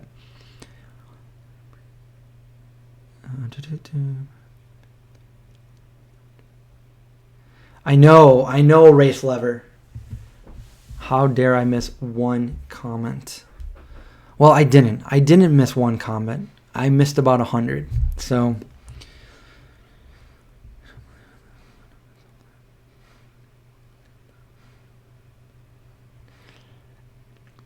Mrs. Majel, my husband is having issues going vegan and believing the health benefits of a plant-based due to all the negative videos lately.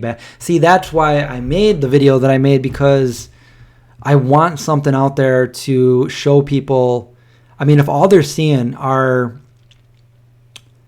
these anti-vegans saying that you can't do this, and, there's no long-term studies and stuff like that, like, I just want to be... a voice of reason to show people, look, as long as you're eating, and just don't restrict yourself to crazy diets. Just eat. Don't eat unhealthy all the time, and you should do fine. Because, like, honestly, I didn't know what I was doing when I went vegan. I just did it, and obviously I had to eat. So my one thing was, I need to eat. It's got to be vegan. So I got to learn how to cook, and I tried different things. And let me tell you, I was not eating the healthiest things when I went vegan. It was French fries. Anywhere I went out to eat, it was French fries, pretty much. But yeah, I ate junk food all the time when I went vegan. And nowadays, like, I'll still eat junk food every once in a while. I like to eat healthy. I like to focus on eating healthy, but I'm not going to restrict myself on some crazy diets for a long term. Like, maybe I'm doing something for an end goal for like a week or two or something like that, but you just feed yourself, have fun doing it. Check out different recipes. It's not what people are making it out to be, all these anti-vegans. It's not gonna, they're talking about people that are restricting lots of things. They're not getting the nutrients they need because they're so restrictive.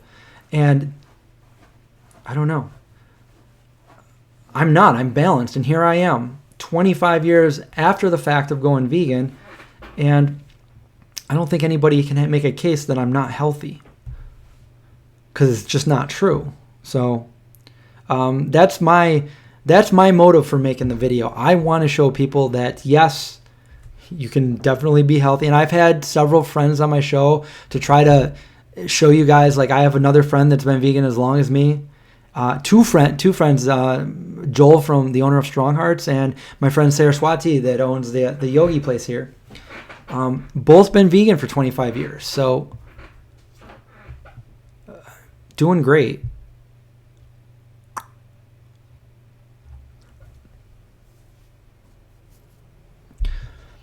I think a lot of people are afraid that they're not going to be healthy, and you know what?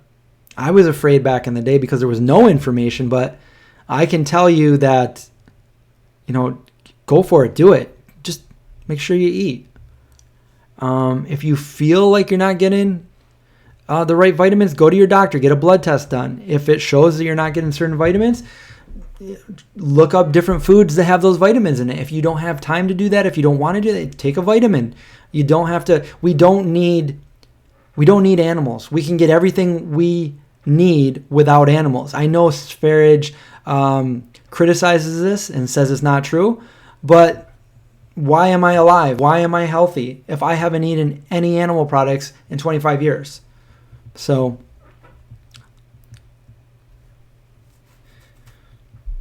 yeah, you're right. Maybe I need to wait one more year. Maybe that one more year is gonna do it.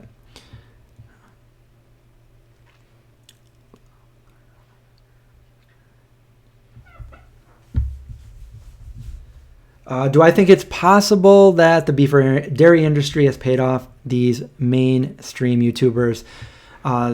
Yeah, you know what? That really did cross my mind because a lot of them were big, huge YouTubers that decided that they weren't able to be vegan anymore all at the same time for ridiculous reasons. So that definitely crossed my mind.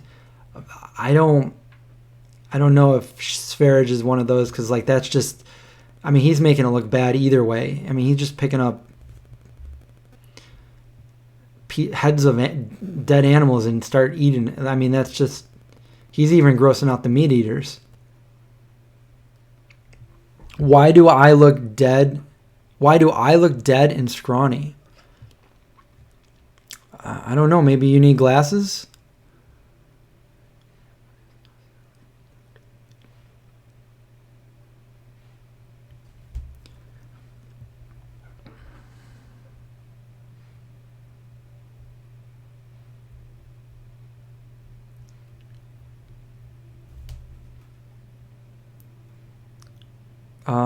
Joanne says, I've been vegan 4 years now. I was at the doctor's the other day and apparently I have high blood pressure. So what did the doctor say? Are you stressed a lot? A lot of things can lead to that. Maybe check out Dr. Greger, some of the vegan doctors.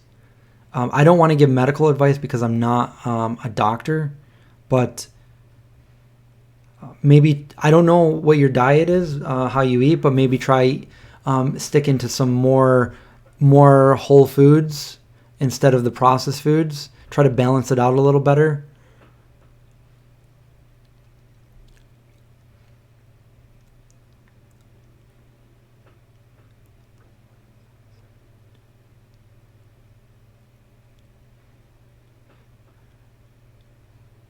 Dude, you look buff. I wish I had your upper.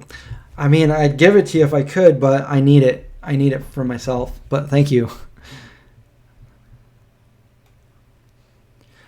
Wow. It's already been almost 2 hours. I didn't even realize it. Is it? It's almost dark out.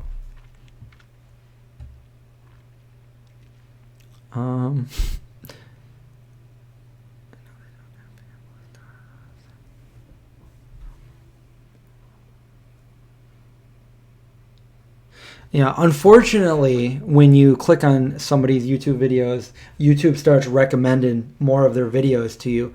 So obviously I clicked on his video because I was alerted that I was in it, and now I got these anti-vegan videos being recommended to me. So that's why I showed you guys the actual download of the video where he shows all the vegans, including myself.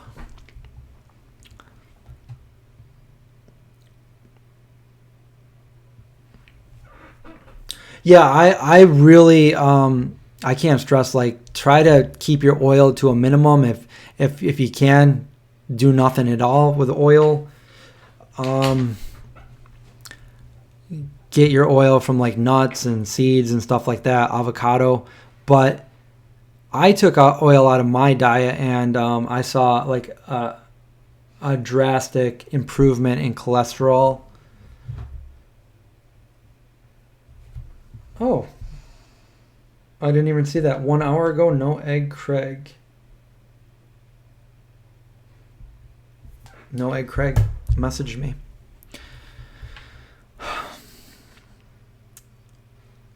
Do a 77-hour live stream. That sounds fun. Have you guys seen the guy on YouTube that he counts to like 1 million? He just sits there for like however long it takes him, like a crazy amount of time on YouTube, and he's like 1, 2, 3, and he counts to 1 million. It's crazy. I think he counted to 100,000, and then he counted to, I think he counted to 1 million. It's ridiculous. And you can just fast forward, and he's like 9,982, you know. And I think he just did one where he says PewDiePie. He says PewDiePie like 100,000 times or something. I mean, that's crazy dedication, but he gets a lot of views, so that's his job.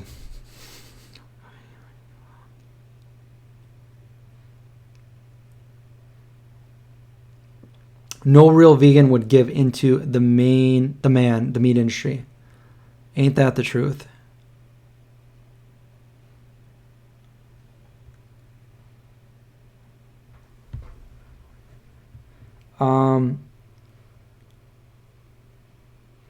Anarcho-futurist says, what's it like being vegan 25 years ago? I live in SoCal, and I know I have it way easier, but I even feel like a freak sometimes. I can't imagine how it was back then. It was different. It was way different when I went vegan. Nobody knew what it was, so good luck going out anywhere. Let's see. There was no internet, how it is today. There was no Google. There was no YouTube. There was no Facebook. So the few people that we knew that were vegan, basically we would find things at different stores, and then we would tell each other, hey, look at Wegmans. They have, you know, different things. Like Keebler's soft batch chocolate chip cookies used to be vegan. Yeah, I was a junk food vegan back then, so that's what I remember. There was no such thing as a vegan certification. Vegan companies like they are today were like far and few between. I know there was Follow Your Heart, there was Veganese, there was also like a Neonaise. Man, it was. There was like no vegan cheese. We would make our own vegan cheese with like nutritional yeast and garlic, and it was nothing like it is today. And if I could take the skills that I've learned today and go back then, I could get by and make, I mean, I did get by, but I could make some delicious foods that I had no idea how to make back then. So yeah, it was different. It was a lot different. So today, people have it so easy by being vegan. Everything is right at your fingertips. You can basically buy anything you can think of. You can buy a vegan version of it. And you can make a vegan version of anything from scratch by, you know, there's so many different recipes out there. You can just go to Google and say, look, I want to make the most delicious comfort food version of Philly cheesesteak, you know, and there will be a recipe, but make sure you use the vegan zombie recipe. We call it the no killy Philly. But you could also find a complete raw vegan healthy version of it. You can find versions of everything. So yeah, it's crazy. And there's so many people that are vegan nowadays. There's support groups. You can get, you know, join a local vegan group. I'm in a local vegan Facebook group, and they share different things. They have potlucks and get together so you can meet other people that are vegan. If you have any kind of like problem or a question, you can just go right on the, you know, Google or internet or you know, even message your favorite YouTuber or something. Maybe they know the answer to help you out. So it's so much easier than it was back in the day. Yeah, there's different guides. Like I do different shopping videos at different stores to show you what you can get. Shopping on a budget videos if you don't have a lot of money and you need to make your dollar last. How do you do it that way? All kinds of different things. Basically, it's just like you don't have to eat an animal. You got to make a decision. What am I going to eat? Is there something that I can eat that I don't have to eat an animal? If the answer is yes, then do it. Go vegan. Let's see, what was the name of the surgery I had for sciatica? Asked Gypsy Moon. Unfortunately, I got really bad sciatica about 10, 11 years ago. And I ended up having to get surgery. I lived with the condition for 2 years. And if you haven't had sciatica, then you probably don't know. But if you had sciatica, you know what I'm talking about. So it was the worst form of sciatica that you can get. It was all the way down to my heel. And it was like that every second of every minute of every day for 2 years. There was not 1 second of time that had gone by that I wasn't in pain. And it started to affect my quality of life. I felt like I was 70. And I was only like 30, 33, 34. And finally, I ended up going to some doctors here locally. And I never had surgery before, nothing like that. And I was afraid to get surgery. I was against getting surgery. But at that point, I felt like my options were very slim. I'm like, I didn't want to live like that anymore. I didn't want to live feeling like I was 70, 80 years old. I couldn't do anything. Like, I couldn't lift things. I couldn't help somebody move a couch or a chair. Like, I couldn't sit in the movie theaters. I know I'm making this question a lot longer than it should have been. But anyway, he told me, look, your sciatica is very severe. You're going to live with this the rest of your life, or I can do a surgery called a microdiscectomy. So I was like, all right. So then he went over like, all right, you have to sign this because for any surgery, there's a very small chance that the very worst thing that could happen was you could die. And I'm like, oh, what? And then he's like, it's very, very, very small. The other thing that could happen was I could be paralyzed. I'm like, what? And then the other thing would it could make me incontinent. So I could not be able to hold my bladder. And I was like, I don't like any of these. But he said they were all very, very, very rare. And I was like, oh, what do I want to do here? So I'm like, look, all right, I've been living with this for way too long. So I went ahead and I got the surgery. I don't do meds. I don't do any kind of pills or anything like that since I was 14. So I was against that. Obviously, they knocked me out. And they did the surgery. And then when I woke up, I wouldn't take any of the pills they wanted to give me. And they're like, you're going to need it. I'm like, no, I'm good. And I was good. I didn't need them. And I didn't take them. But that was probably the best day for me of 2011. I went home and I laid on my bed with both of my legs straight on my back. And I couldn't do that before. That would hurt a lot. And I would just lay there and there was no pain. And I just looked up to the ceiling and I was just smiling and laughing. And I was like, oh my God, this is great. It was the best decision I made that year. Going vegan was the best decision I had ever made. But this was a pretty good decision I made too, because it was 2011 and I've been pain-free since. So yeah. So that's another reason why I got out there and I said, I'm extremely health conscious. I want to be healthy because I only have one body, one life to live in. And I know people say, well, you only have one life, do whatever. And I'm just like, you're right. I only have one life. I want to not be in pain. I've been in pain. I don't want to be in pain. I want to live the healthiest life I can and be around as long as I can. So that's why I try to be as healthy as I can. And that's why I, for the most part, eat pretty healthy. That's why I'm vegan.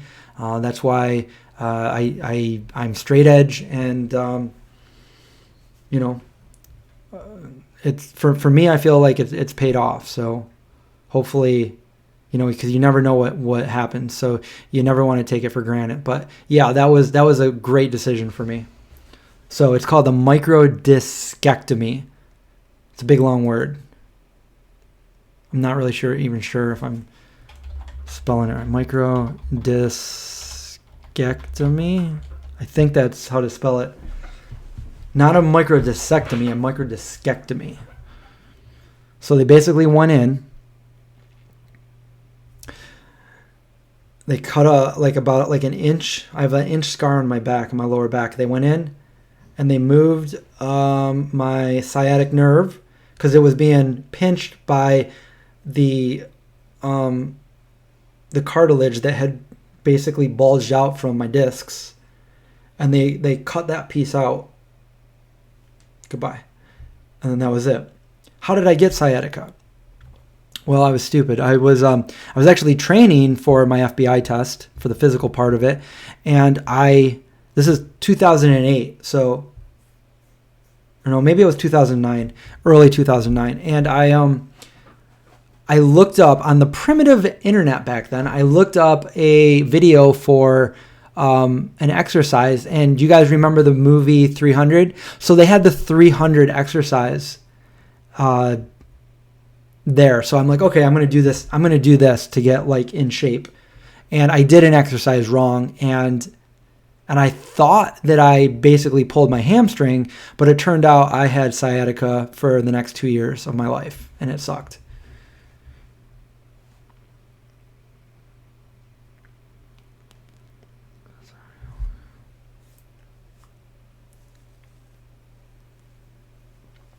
Is there any all vegan cars? Yeah, I think there are now a few all vegan cars. I think the Tesla is one, and there's a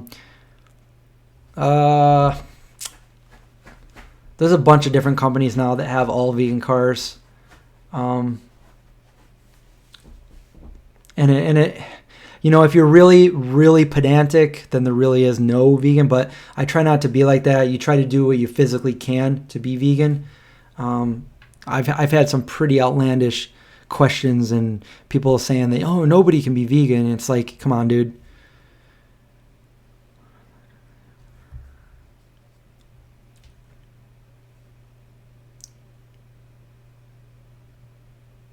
Am I going to do the YouTube house again? I'm ready to do it whenever they're ready to do it again. Whenever Brian Turner is gonna, like, we talked about doing it in a different place. He originally said like Thailand and stuff, but and then they thought maybe Portland, Oregon.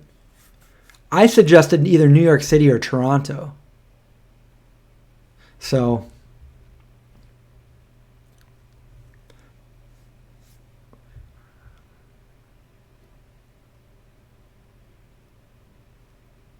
DMM says I am done with Impossible Foods.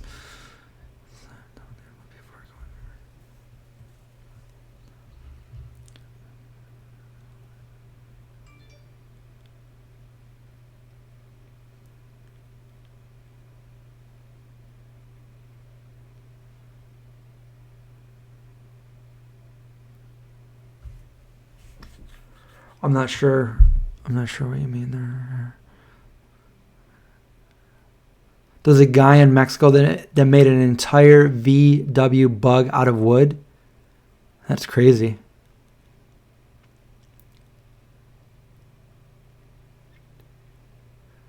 Samantha says, I still haven't tried the Impossible Burger, but after all the scandals, I'm like, I don't know. Should I? Oh, Seattle. Yeah, I want to go to Seattle. I've been to Seattle once, only for like 12 hours or so. I didn't get to do anything, but it looked really amazing there.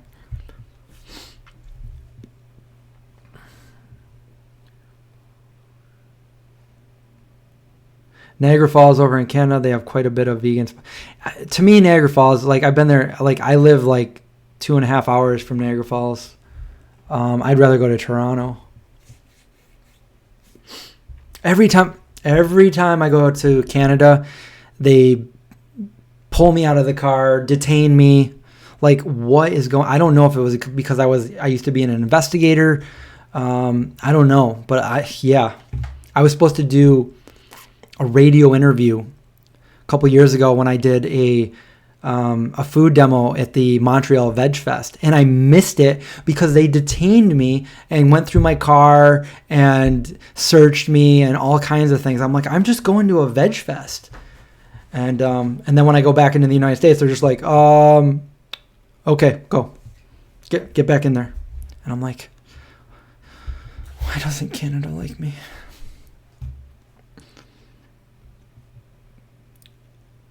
Oh, you saw the guy that makes bikes out of cardboard. Yeah, I saw that. Like they're actually he donates them to like third world countries, right? He makes bikes out of cardboard and they're actually really sturdy.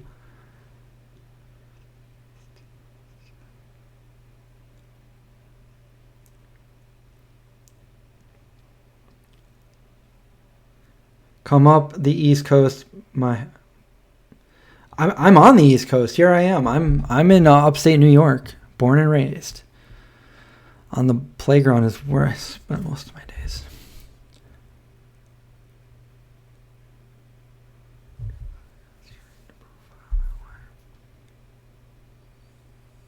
What else we got here?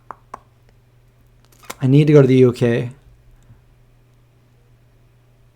At some point, I need to get over there. There's a lot of restaurants that I just know of off the top of my head. There's probably way more.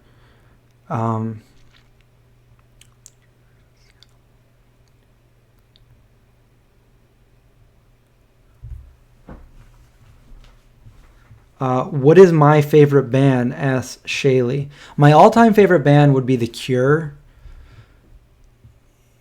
And what is the date? There's supposed to be there's a documentary plan. The Cure. One night only, and I'm going, and I forgot what the date was. My brothers love The Cure too, so we're all going to watch it. You guys saw in the Ben and Jerry's video that I wore the Coheed and Cambria shirt. They're another one of my favorite bands.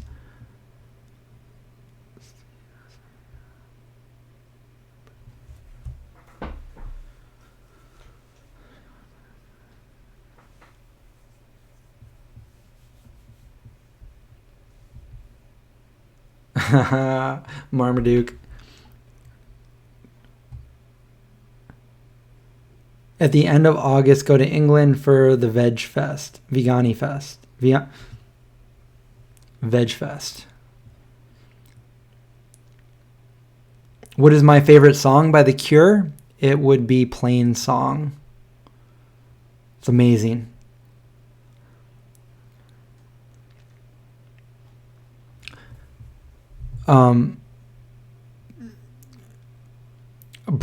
Vegan Brain's favorite band is Iron Maiden.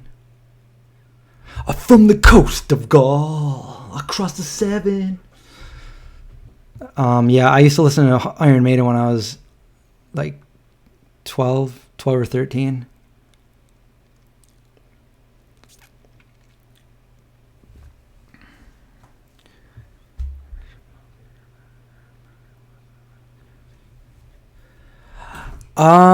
Good question, Samantha, about the Ben and Jerry's future products.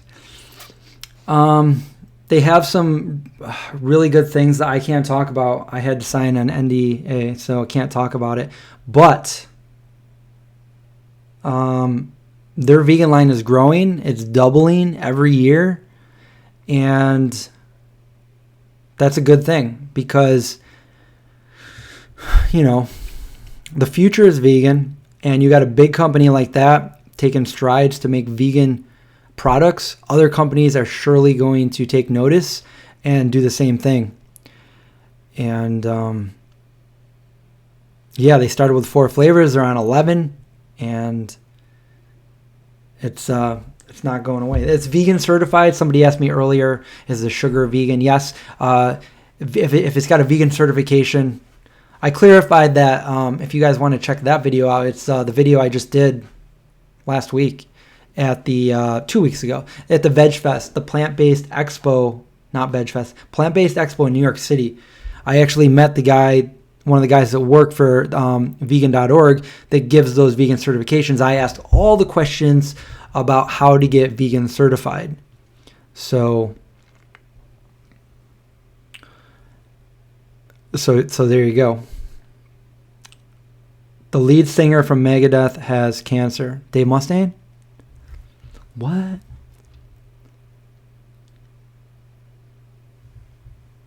Yes, Disintegration is my favorite too, Marmaduke.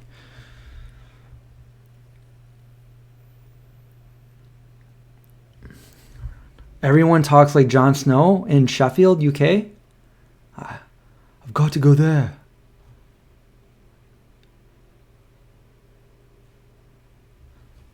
What happens if I break it? I probably get sued for everything I don't have.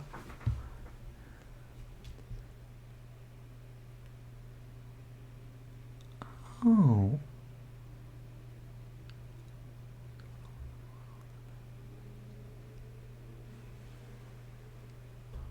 Weave Magic likes Happy Healthy Vegans music. Love Spirals.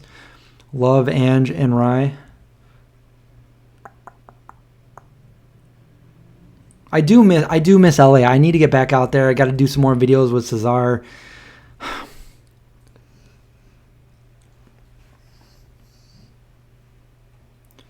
What's the latest news on the Vegan Zombie movie TV show? So I've been talking with my co-director, and the reason why I haven't updated anything right now is because, you know, we've got a bunch of roadblocks, and I don't want to give bad news. So like, I've just been frustrated about it. But right now we're scouting out different locations and figuring out how we're going to go about it. This is going to happen no matter what, but you know, I'm afraid. I don't know if it's going to be by the deadline that, you know, we gave on the Kickstarter, but we're doing our best, and it's hard to make a movie. It's hard to make a real movie. I mean, I could go out there with my friends and shoot something, but this is different in itself. So for those of you that were wondering, because there weren't many, most of you are supportive, but there were a couple nasty messages that I got. Haven't touched any of the money. It's all in an account from the Kickstarter. What was that? Come here. Come here. Zeke. What was that? I got a puppy right here. I got a puppy Zeke. What are you doing? Oh, I got a puppy Indy too. Yeah. He's on my hair. He wants to say hi. Yeah, are you saying hi? You got some bad breath. Yeah. All right. There's Indy over there too. I don't know. Can I see? There's that little pup. There's that other little pup. All right, which one were we at? Right over here. Sorry, guys, I'm making you guys dizzy over there.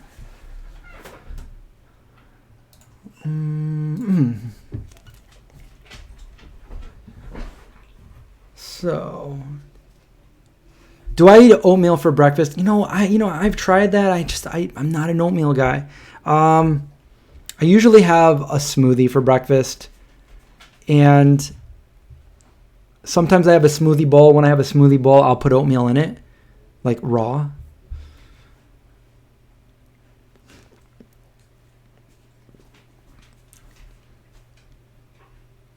Dreaming Tata, vegan mama. I can't find the vegan Breyers ice cream anywhere. Have you tried it? Oh, you're asking somebody else. Yeah, it's all over where I live. Yeah, the pups.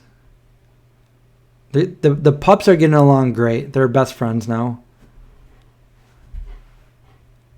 Do I still play Warcraft? Joy's camera movement. Yeah. I haven't really been. I kind of got on last night on Twitch for a little bit, but it just was, I have to figure out my Streamlabs because it just was freezing up and it wasn't working, and I'm having trouble with the capturing for some reason I get a black screen. So it's like I spent 3 hours and I felt like it was just a waste of time. But if you do play WoW, World of Warcraft, I guess today was the release of Classic WoW, which I'm interested to start checking out. Maybe I'll do some Twitch on that. Vinny and Diego.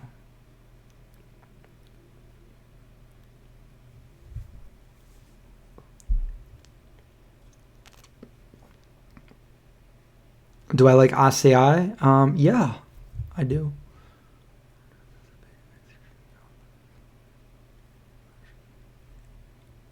I wonder if, yeah. produce. I wonder if other big ice cream companies will make vegan non-dairy version. Yeah, there's a lot of companies that do. Perry's ice cream makes the oat-based one, and it's really good. Just stay away from the snickerdoodle. It has honey in it. But the other ones, the oat-based ones, are vegan. Yeah, Classic WoW came out today, I believe, June 19th.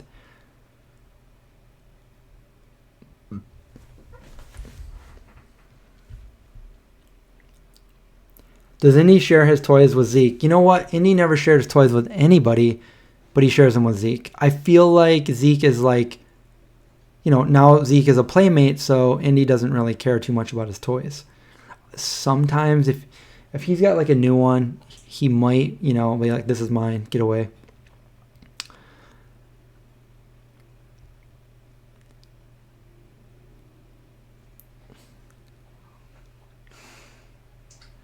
Gina says, I have to go to work. Have a great night, Chris. Have a great night, Gina. Thank you for being on the stream and supporting the channel. Yeah, we are over 2 hours already. Wow.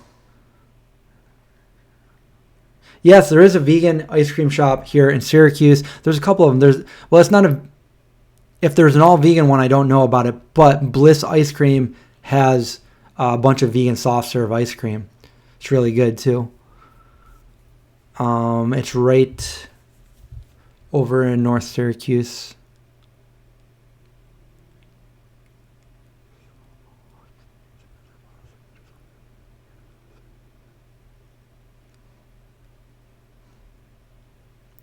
Gomez, thank you. Hope things get better.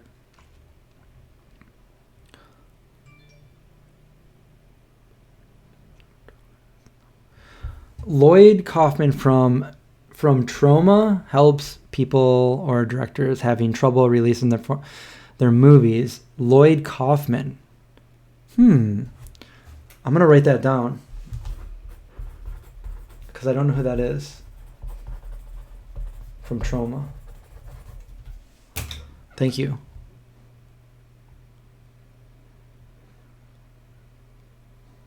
Good question. Lexi says, what do you think about Wegmans no longer making their pastas vegan? So they are still vegan. I called them and I found out. So Wegmans always has a V on their products for vegan. Their pasta always had a V on it, and now it doesn't. So I called them up and I asked about that. They're still vegan. It's just they make them now in a facility that also makes non-vegan things. So it's no different than eating at a restaurant that's vegan friendly. So it is still vegan. Just like the pizza dough, the regular pizza dough that they sell in the frozen, it doesn't have the V on it. But the organic does have the V on it. It's because it's made in a different facility. So yes, it's still vegan. But they do make it complicated. I agree.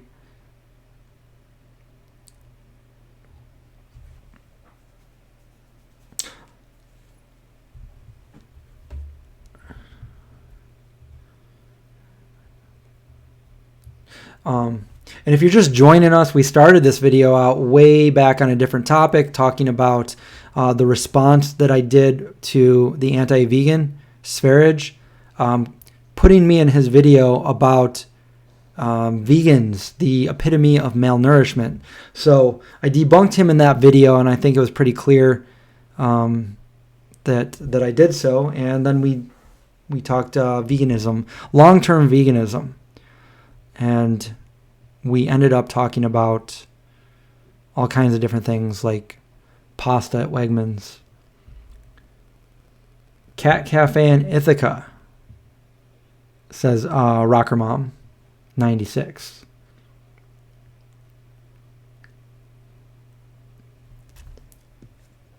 It seems they are trying to get vegans to pay more for the products with the V. Well, no, not everybody. I think the V just basically shows people. For the companies, I think what they see is like the allergen thing. So it's a food restriction and stuff like that. But it's important for us because when you're looking at something, it's just, you look at the ingredients real quick and then you see the V, it's vegan. So it's kind of convenience there. But I found Wegmans to be pretty good with that. I've never found them to mess up with anything like that, even though it's not the actual certified vegan, it's their own thing. And, if sugar is processed through bone char and stuff like that, they won't put the V on it.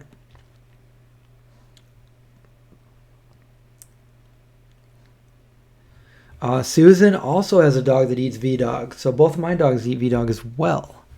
Great food. Sometimes I have a bowl of it myself. Just kidding.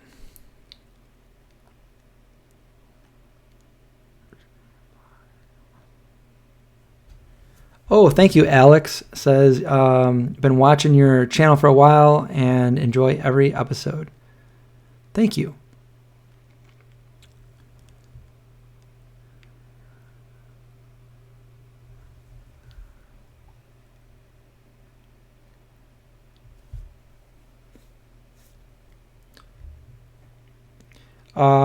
Lim says, I wish Strong Hearts would use different pizza dough.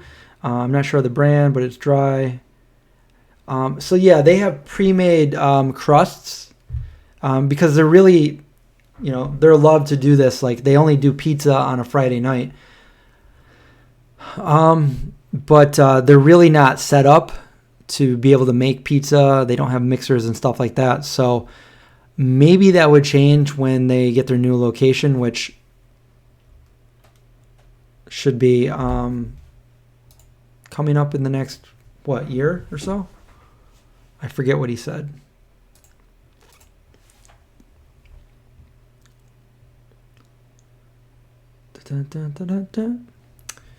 Tomorrow, I'm going with John to the Mockingbird Farm Sanctuary. Going to do some videos there. So that's an early day for me.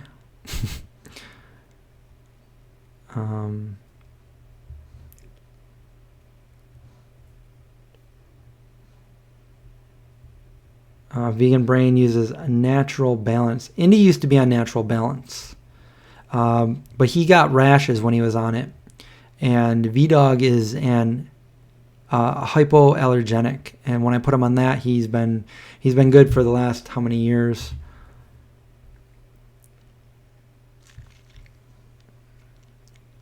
I'd love to go to Texas. I've only been to Texas once, and it was like 1996 or something. It was really hot there. A different kind of hot than there is here.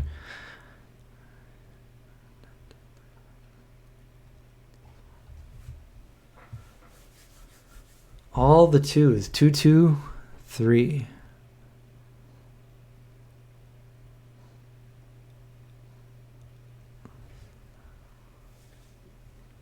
Bourbon and Wolf. Yeah. Yeah, it's really good. Bourbon and Wolf. I almost went there with Craig, but it was closed because it was a Sunday, so we went to Whole Foods instead. Bourbon and Wolf, if you're wondering, is in Albany, New York.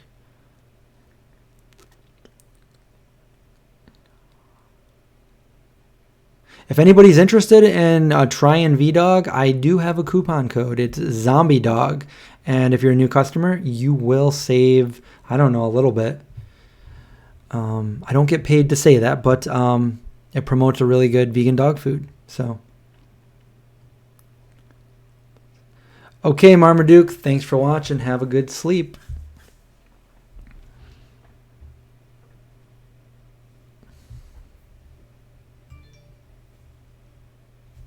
Crocodiles cry for the love of the crowd.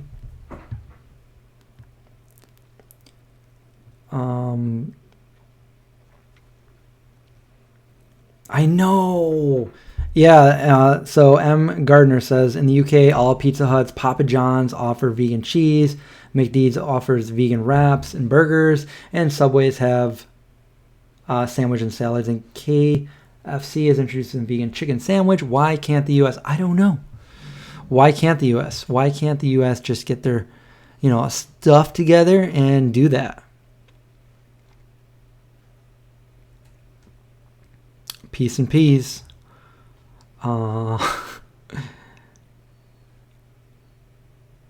Where did I find VDog, or did VDog find me? I knew of VDog, and then, I don't remember if they found me or if I found them.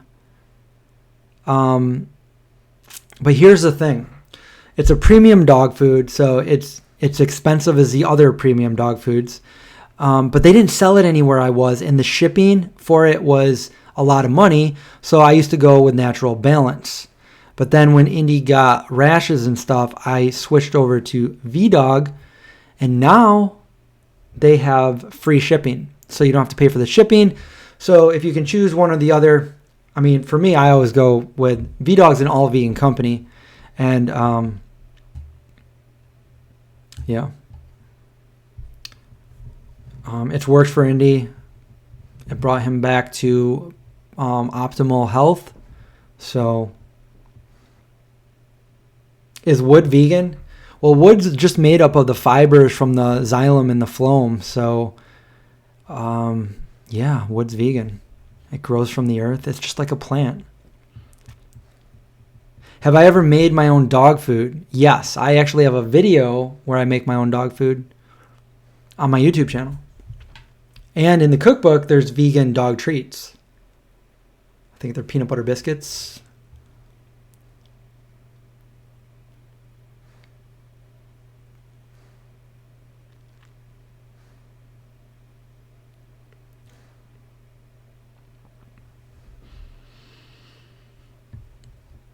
LaBelle, you should check out some research on dogs thriving on a proper plant-based diet. It's not selfish. It's not cruel. There's a lot of science, and then there's actual evidence. And my dog's one of many, many thousands.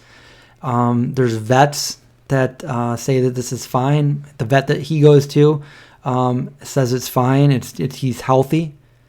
He was just at the vet. He's really healthy. He's almost 9. And the one of the oldest living dogs was in Guinness Book of World Records, was 27 years old. Brambles, vegan dog. So it's not cruel. Dogs need the same nutrients that we need. And it's not magical that they get them from plants or animals. So that's why a lot of dogs not only survive, but they thrive on a proper plant-based diet. So yes, they have been domesticated for 11,000 years, and that's why they are true omnivores, not carnivores. But I always get a question like that. I always get a comment like that. It's funny.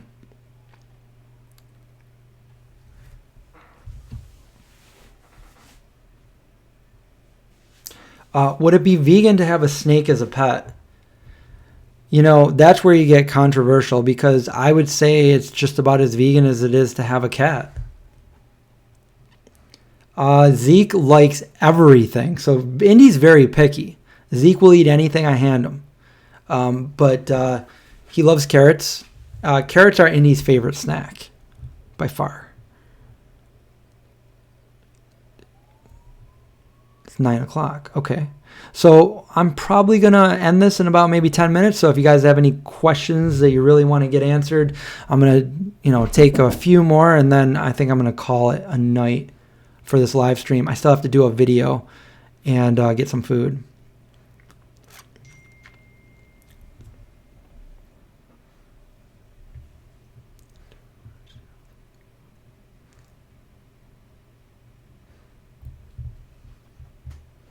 Plant-based Gabriel's dogs are thrive. Yeah, I think he's the one that I talked to at the Plant-Based Expo.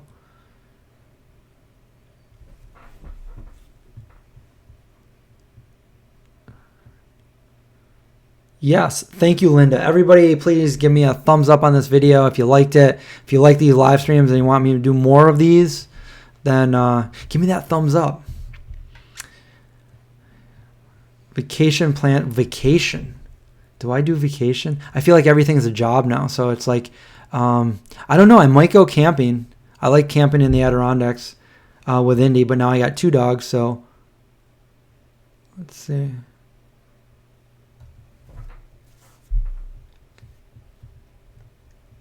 Where did I get Zeke? Okay, so Zeke's story, Zeke's a rescue. Kristen, you know John, right? John is Kristen's husband. Her sister knew somebody that the neighbor had the dog and was abusing the dog, leaving it out like 24 hours a day in the hot heat and the cold weather. They saw him, kick it and everything. They called the police, and then the people just didn't want anything to do with it, so just relinquished it right away. Kristen's sister took Zeke for a few days until they could find somebody, try not to put it in a shelter. And she couldn't have it herself because she was going into major surgery within the next few days. So I took Zeke. But you can check that whole video out. It's on my YouTube channel. How many channels do I have? I have a few. I have some other ones that I don't say that I'm me that I do. But for this, I have the main channel, and then you can go check out my second channel, which is known for having like the Gary Yourofsky video that I filmed, the best speech ever. And you can find that channel right on my featured channels on this channel.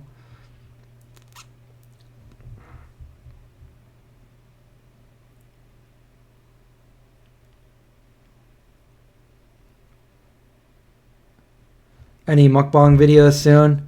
That sounds fun, especially since I'm really hungry right now.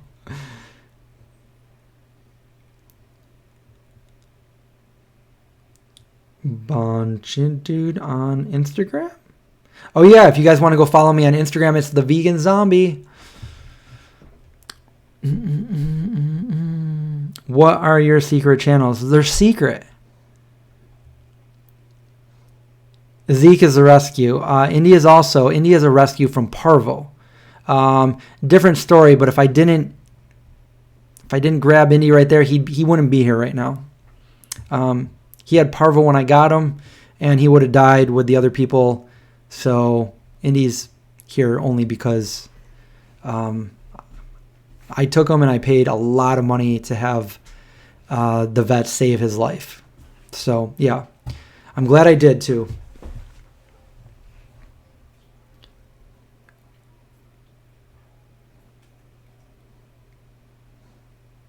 What foods are the most satiating for me? Right now, all I can think of is pizza or tacos or burritos. But, yeah, I don't know. Those are some of my favorite foods, so.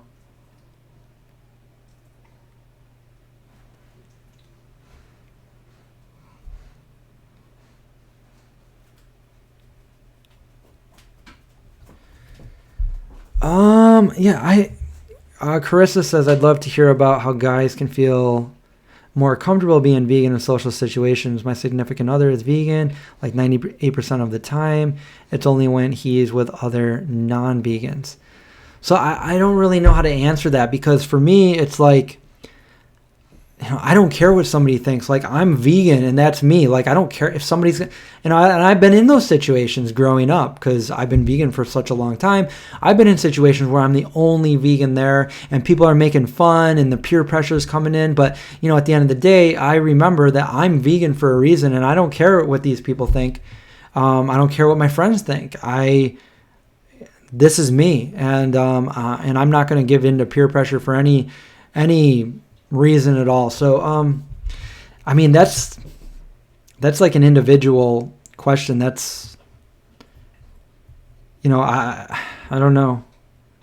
That's a tough one because everybody's different. So it's how somebody's going to handle something or not. You just got to know why you're vegan and stick to your convictions, and not really worry about what other people think. So, sorry if I didn't really answer that well, but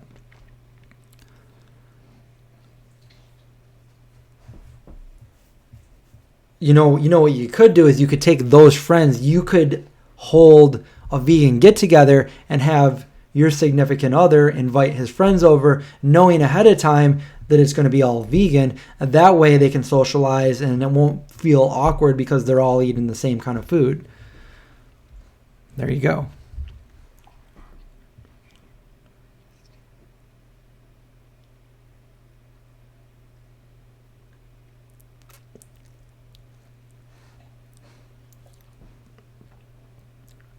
Heather K says, I made your tofu popcorn chicken tonight. It was delicious. I only made one type. I need to get some vegan eggs, so I used barbecue sauce. You're making me so hungry with my own recipe.